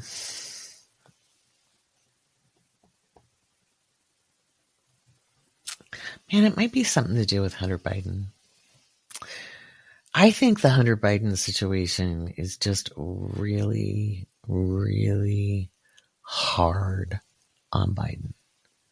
Physically. Every time I've said he's got stress, there's been a Hunter Biden situation. And it's impacting his health because his health isn't great to start with. He's not well. You can pump all the Botox and filler into that man that you want, and he's still not well. He's elderly. He's elderly and he loves his family. I thought it was really funny because Harris, when she was asked if she could say anything good about Trump, the only thing she could come up with was he loves his family. And I think it's really funny because I've said the same thing, and I was like, it's true. He does love his family. Whether you like him or not, whether you agree with his family or not, he loves his family. And Biden's a family man. And so that situation is really hard on him. I'm not sure how long Biden's going to be able to hold on. I don't necessarily see him passing away, but I do see that his health is so challenged right now. He's got Uranus really leaning on. I don't think we'll hear about a health crisis just yet, but we might. I don't know, guys. It's not a great week for him. It's a hard week, and I think it has to do with family stuff, and it might just be playing havoc with his blood pressure. I think he's had quite a few health crises, and again, I've had it confirmed by somebody who has connections in the administration, and they were like, "Yeah, you've been calling it." So, because I'm not gonna lie, there's been a few times where I've been like, how is he still standing when I look at the transits? It's just a lot, And again, he's got an extraordinarily strong will. He has more protection in his chart.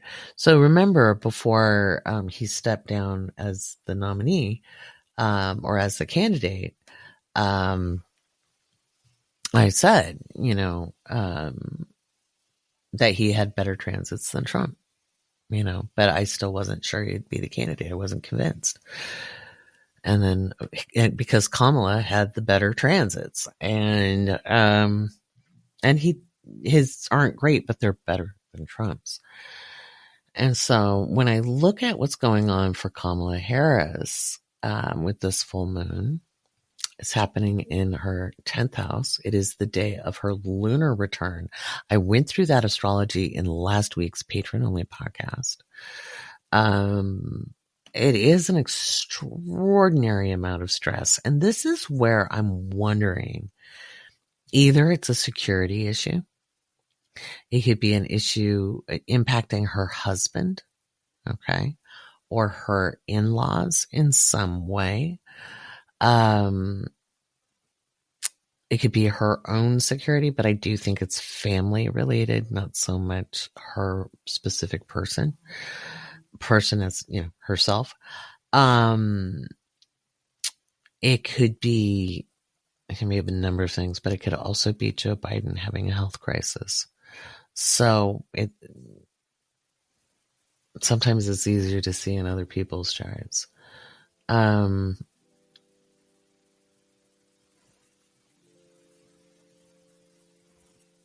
It's her lunar return, which I find very interesting.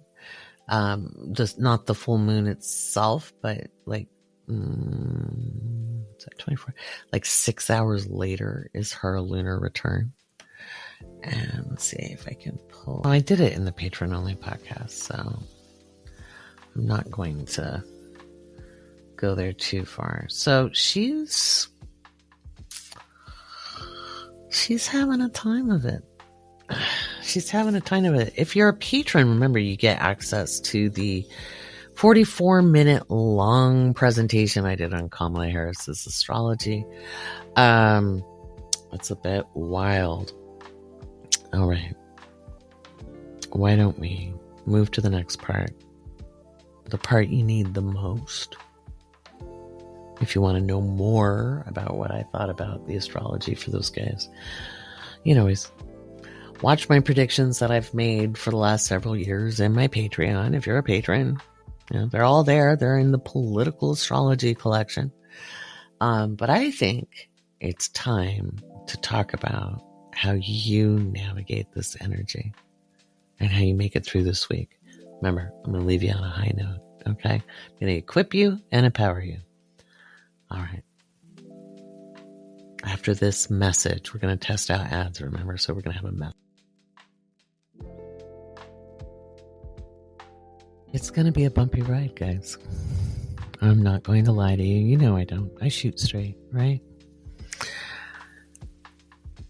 And yet, it can be a very empowering week. It can be a very powerful week when you take your consciousness and use it deliberately. If you feel yourself getting tense, anxious, worried, freaked out, angry, all of those feeling states are valid, justifiable. They're all real.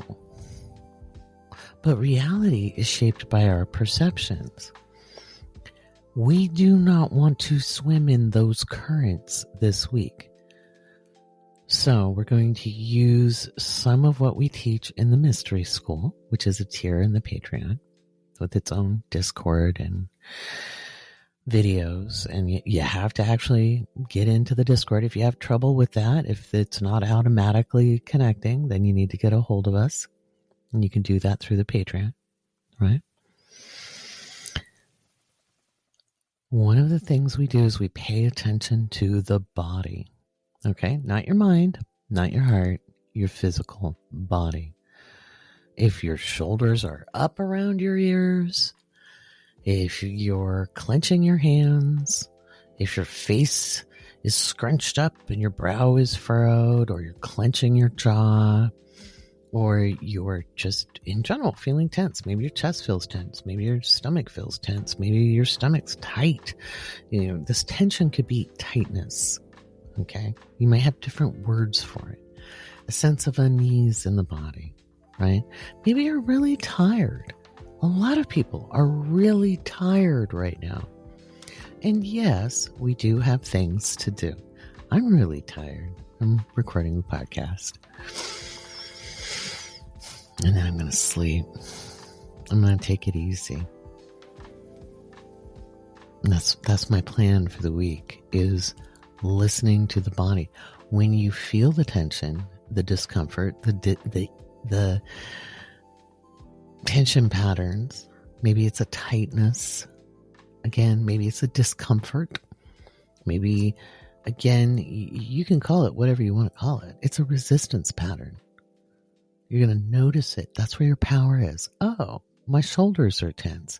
Not, oh no, the anxiety, it's out of control. Or my anxiety. Don't own it. Call it the. Don't give it my. It's a huge shift. Just changing that word from my to the. Huge. It depersonalizes it. It makes it no longer a possession of yours. I was taught that by one of my teachers many, many, many years ago. And it was such a small, deceptively simple thing. And then I caught myself how often I would say my trauma, my pain, my rage, my worry, my doubt, my fear, my anxiety, my illness, whatever it was. And just changing from my to the. It's about using your self-awareness. It's about using awareness. It's not enough to be aware. Oh, I'm aware I have X, Y, and Z. What are you going to do with it? You don't have to be oppressed by yourself. And it's a hard thing to learn. But this is the week to learn it, because this full moon is going to blow open and through the blocks, and you'll be able to step out into a different space inside of yourself. Because again, remember, our perceptions shape our reality. And sure, we have a shared reality. We all experience gravity. We all experience oxygen. These are shared truths. How we experience that is individual. Okay? So you're going to pay attention to your physical body, and if you notice a tension pattern, you're going to adjust your posture. If your shoulders are up, you're going to let them down. You're going to be breathing and remembering to breathe. So often, especially when we're anxious, worried, afraid, angry, we hold our breath.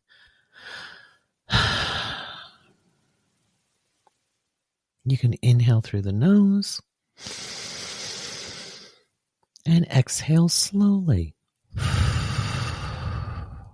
And then instead of saying, wow, I was really tense, right, and talk about the tension, because that's going to bring it right back, you go, oh, I feel a lot better with my shoulders loose. And then you can loosen them again a little more. Or relax your face a little bit if you've been furrowed in thought. I have never told you to not be a witness to what's going on in the world by borrowing other people's suffering is no one else's job. It's not your job. You are not helping anyone by borrowing their suffering. It helps them not at all. That is their suffering. But you could seek solutions. And some of that is making sure you're taking care of yourself. This is a long game. It's a long week. But it's a longer game.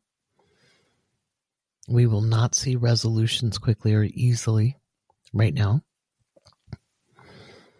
In fact, conflicts will exacerbate with this full moon because the pot is boiling over in order for people to collectively take action in a different way. And we may course correct over the next 5-6 years. But that's how change happens.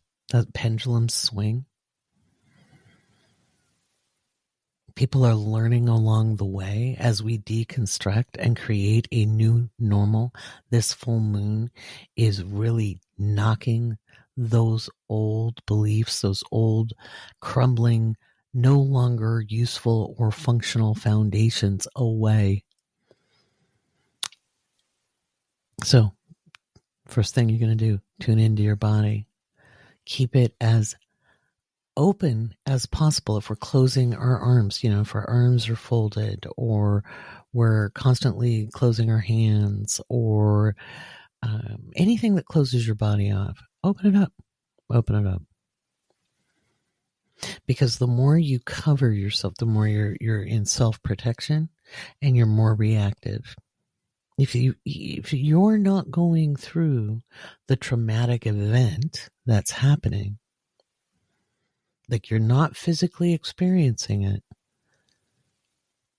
then it is not happening to you. And you need to remind your body of that, because the more videos you watch, the more you're telling your brain you're experiencing it. Okay. And you're not helping anyone with that. Be a witness. Absolutely.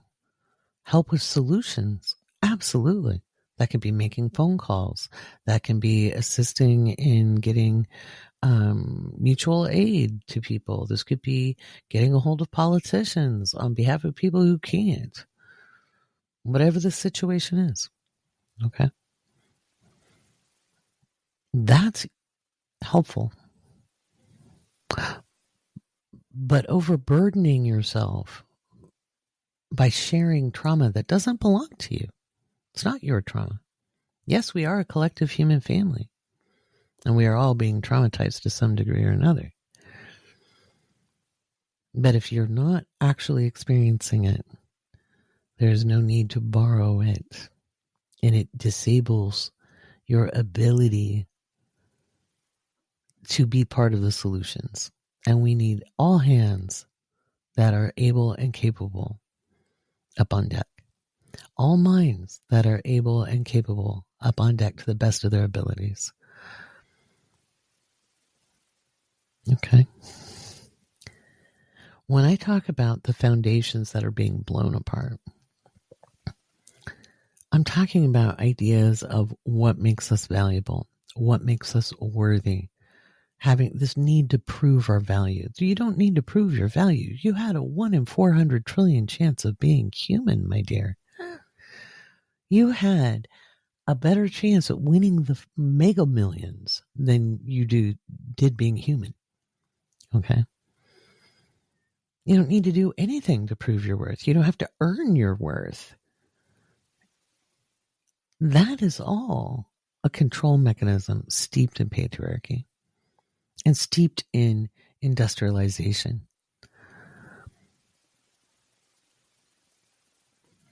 It's time to just accept your value and not argue for your limitations. The more you argue for your limitations this week, the harder the week will be.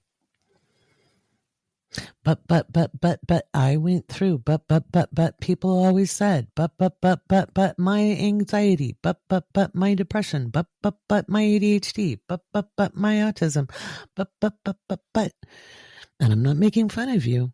These are the arguments I hear every single day.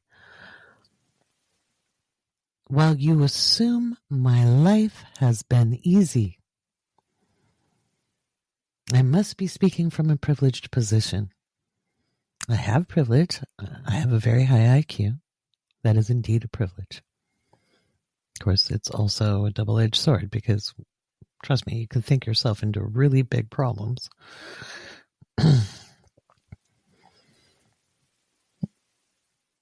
I have the privilege of always having known that there was a reason for me to be here on this planet at this time. Didn't always know what the reason was, but I knew I was here for a reason. Used to drive my mother nuts. I know I'm here for something. I don't know what, Mama, do you know? That was me at like 3. I've had that privilege.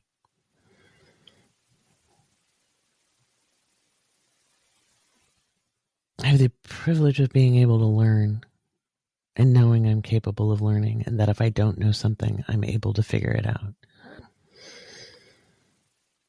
You're right. I have white privilege. Absolutely.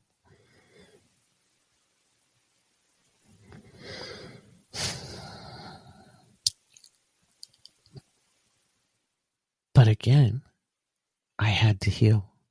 I had to get to 0 clinical markers. I never got to be asleep. That was not a privilege. I never once got to mindlessly live my life. I always had to be aware. I never got the privilege of not seeing that the emperors had no clothes. I could always see through the crap in life.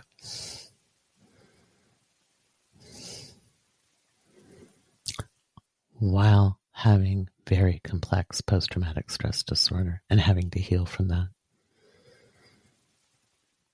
I had to escape domestic violence with 2 children and come halfway around the world and relearn how to live in my own country because I left at 18 with a one-way ticket, not because I was privileged. I could work and I earned my money and a ticket. It was a different time than it is today. I'm privileged in that. But because it was safer to take a one-way ticket with very little money in my pocket to go somewhere I did not know than stay where I was at, because it was not safe. And I jumped from frying pan into fire, into pot, into pressure cooker, into frying pan, into fire again. So I'm only saying this so that you are under no illusions that this life of the person speaking to you was easy, because it wasn't. So I'm not diminishing your feelings. I have been there, and I walked through to the other side. And if you want to make it through this week, I can guarantee you the best thing you can do is step back from arguing for your limitations. I didn't say it would be easy. I said what needed to be done, and there's a difference. And if you try your hardest, you're doing good enough. Okay? If you just do it, if you notice the tension patterns in your body where you don't have to think about it, it's going to cut the learning curve down. It's also going to lower your cortisol. the more you can relax the body. And I'm not telling you to meditate, because that can be really hard when you have a busy mind. Although, again, if you're a patron, you have meditations that are guided by me that are designed for people with busy brains. Okay? So, what I want you to do this week to get through this week, if you find your brain spinning out, thinking all sorts of thoughts, if you're feeling on edge, if you just want to pop some sucker in the nose, especially on the full moon day, not a good idea. Take a break. Get up, take a walk. Go do something physical. Wash dishes. I know people got really offended when I said go wash dishes.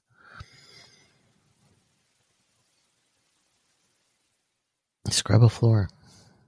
Take a walk. Rake some leaves. Take a drive. Go get a coffee. Have a cookie. Listen to some music. Do anything to get out of your head this week. It's not going to be useful to be up in there overthinking. It does no good. And why would you want the badge that goes along with it? Why do you want that label? I mean, it's nice to have things identified. I'm not going to lie, and knowing that I'm neurospacey. I always say neurospacey instead of ADHD and autism, not because I'm ashamed of ADHD or autism, but just because I like neurospacey better. I also don't believe in normative. I think there's the controllable and the uncontrollable.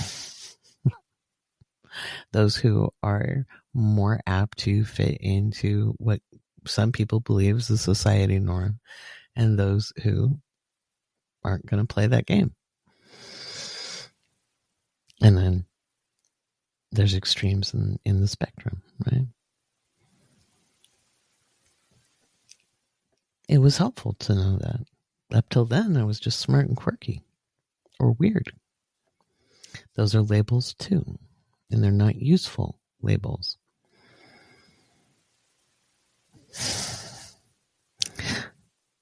This is the time to look at yourself and take note of your strengths. Take note of your skills and abilities. Take note of what you do well. And don't tell me you don't do anything well. That's bullshit. Okay? It's self-indulgent. And we do not have time for people to luxuriate in this, in the misery and the moping. I know life can be hard. It's hard when what you thought was really important is crumbling around you. Whether it's a marriage, or you thought you were supposed to be doing a career and it's not working out, it doesn't make you a failure. You may have played out the part you needed to play out, and now it's time for another adventure. If you're identifying with what you do, you're missing the point. Because the point of life isn't about what you do, it's who you are. And you're all being given, each one of us is being given the opportunity to self-actualize radically. So how do you get through this week? You notice the tension patterns in the body and you release them. That will lower your cortisol. Pay attention to your breathing. If you can't breathe through your nose because you have a deviated septum or a cold or whatever, that's okay. You can breathe through your mouth. You are not going to get everyone to agree with you this week. In fact, if anything, there may be disagreement. People might be pushing your buttons, but those are your buttons. Yours. And guess what? If they're our buttons, then we can tuck them back in so they're harder to push. I'm not saying put on a brave face or act tough. Just take responsibility for your own buttons. This is the full moon in Aries. This is about me, myself, and I. It's about you, yourself, and you. Right? It's about recognizing that we can be deliberate and self-realizing Isn't that a beautiful concept? Self-realizing, to make real the self. What self do you want to be? Not who you think you're stuck as. Not who you think you should be. But the real you. Because that's good enough. That's exactly who you came to be here. That is what is sacred. You guys are always shocked. Oh man, you speak so real. Oh, I didn't always. Didn't always. I've always been opinionated. But I didn't always say it like it is. I used to worry way too much about what other people thought. Now I care more about the outcomes of my teaching. I can't be responsible for your learning, but I can care about the message I speak and the energetic vibration of what is said and is going out into the world. And people get it where they get it, or not at all. That is not my responsibility. My responsibility is the message. See, that's how you self-realize. Understanding what is yours. What are you responsible for? What are you accountable for? To yourself. If you get that, there's no need to sacrifice for other. Meaning, give up your hopes, dreams, inspiration, aspirations. Or take responsibility for their feelings. You don't need to take responsibility for other people's feelings. I'm not saying go around being hurtful to people. If you're mindful in how you operate, how other people feel upon your operation is not for you to govern. Last week I was doing a live stream and someone misattributed predictions to me that I would never say. They asked about my flood prediction for California, except they also said the flood or tsunami that you predicted. I never predicted a tsunami for the California coast. Do you know how big a wave that would have to be to hit the entire Southern California coast? That's not how it works. And I said, hey, that wasn't me. Don't put words in my mouth. And they actually sent me a message, which I have not replied to, nor will I, about how they felt yelled at when I firmly stated I did not say that. I was being accountable to my words and explaining how I do not like people misattributing things. And I will set the record straight because this is my work. They could have just understood I was being emphatic. They chose not to. They chose to take it personally. I chose not to engage further in the conversation. Because how I speak and my tone, if you and this person supposedly had followed me for some time, I'm like, then, well, okay then.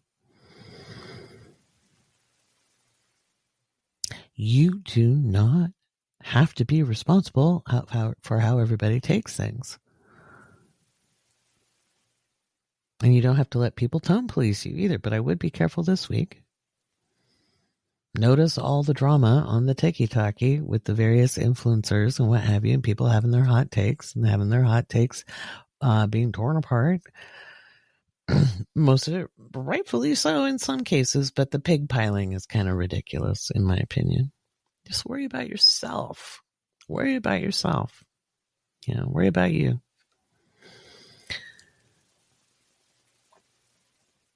We can be aware that other people have certain feelings, etc.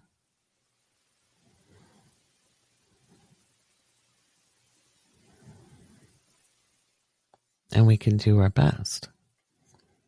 But we should not have to contain ourselves to make other people comfortable. Especially if we're within the bounds of normal communication. And that's not just me, that's you. You don't need to diminish yourself. But at the same time, you don't want to give any power over to others. And that's hard, you know. You're talking to somebody who has to deal with freaking internet trolls or ignorance. Like, found the moon. And who's weather machines instead of climate change, right? It's hard. It's hard when you're like, what the hell? Everybody has their chink in their armor. Mine is ignorance and people being willfully ignorant. And yet, when I put my attention there, I'm giving my power away and my energy away. And I'm diminishing my ability to do my work in the world, right? So guess whose buttons needs to be? Like, I can't let my buttons be out there to be pushed. I'm letting them be pushed. I can just walk on, do my job, right? Same with you. Everybody has buttons. They're your buttons. And isn't that powerful to know they're yours? And that gives you the power over whether or not you have them out in the world to be pushed. That's a beautiful thing. So let's recap. It's Crunchy Week. It's a great week to release patriarchal beliefs that we all have. You could be the most radical feminist in the world and you're still going to have beliefs that are patriarchy adjacent. Notice how many times you'll listen to a male expert over a female expert on a subject. You may say you don't, but go pay attention. Remember Astro Larry? Yeah, I started Astro Larry as a character. They took my filter away though, and it's no fun without the really good man filter because it widened my jaw out. And I did the Astro Larry character because I noticed when I made it as a joke, even I paid attention to what was said more. That stung. I was like, shit, I've been doing this work my whole life. What do you mean I'm listening to a male version of myself more? It's time to deconstruct. And the wrecking ball is coming through. And that means there's going to be stuff that we think is important that falls away. Okay? And I'm not talking about like family deaths or natural disasters as direct examples. One, we all have expiration dates. Remember that. We are born and we die. What we do in between is called living. It doesn't mean it's easy to deal with when we have a loss of loved ones. But that's not what I'm talking about with saying the foundations are crumbling around us. I'm not talking about natural disasters, etc., other than to see that the systems need to support the collective for the betterment of our experience as human beings, right? I'm talking about if a job goes away. I'm talking about if a friendship goes away. I'm talking about if a relationship falls apart of any kind, friend, business partner, marriage, etc. It's really easy to identify yourself with those things. But if you feel like a failure, if you feel like you're never going to be okay again, one, this too shall pass. It's not easy to think of in the moment. But two,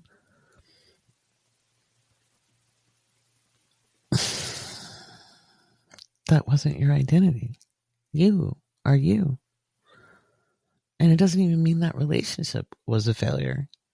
Even if some of it was a lie, or they lied to you, or they backstabbed you, or they let you down somehow, or maybe you're the person who does the letting down. Maybe you're the person, maybe you're the one serving up the lesson.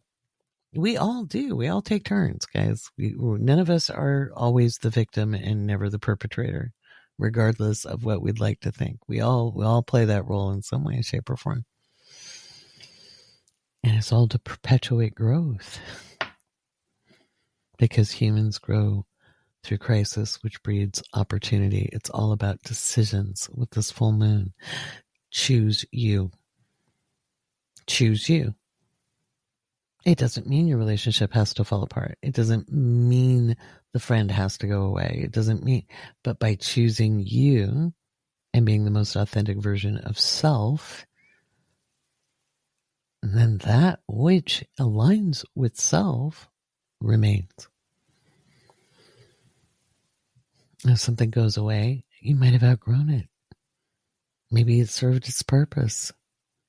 Maybe the fairy tales of the one and only, which again, I'm not a big twin flames person. I don't believe there's only one person for us. I don't believe that we are incomplete souls. I think we are all expressions of the divine, and we like to commingle with one another. And some people have one person that will work for their whole of their life. I think it's a rarity when it's real and not forced through social cultural programming.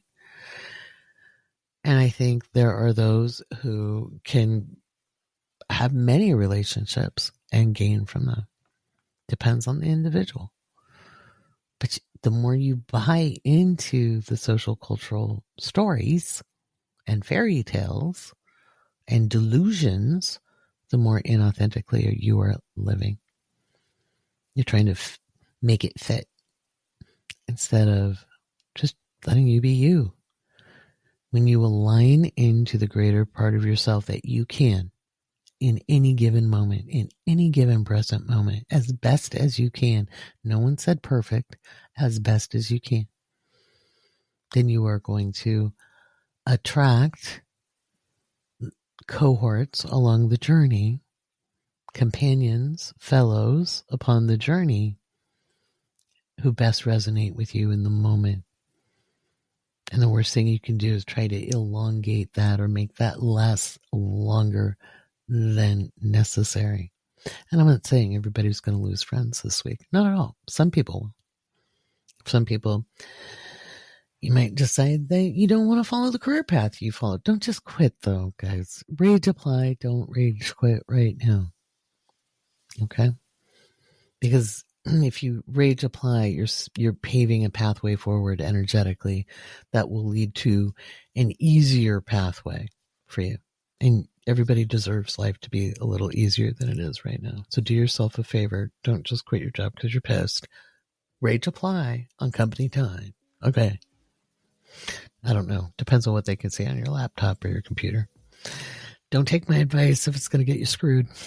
But anyway. Check in the Patreon chat if you're a patron. Take deep breaths. And do physical activities for absolute sure. And sit and write about what you want your story to be. Instead of what you think it has to be or what it has been. What do you want it to be like? What is the future? What is this full moon illuminating for you? How are you self-realizing, making yourself real as you move forward from October 17th of 2024? Okay? Alrighty, my friends. Thank you so much for listening. I'll talk to you next week. We will definitely have a lot more to talk about next week.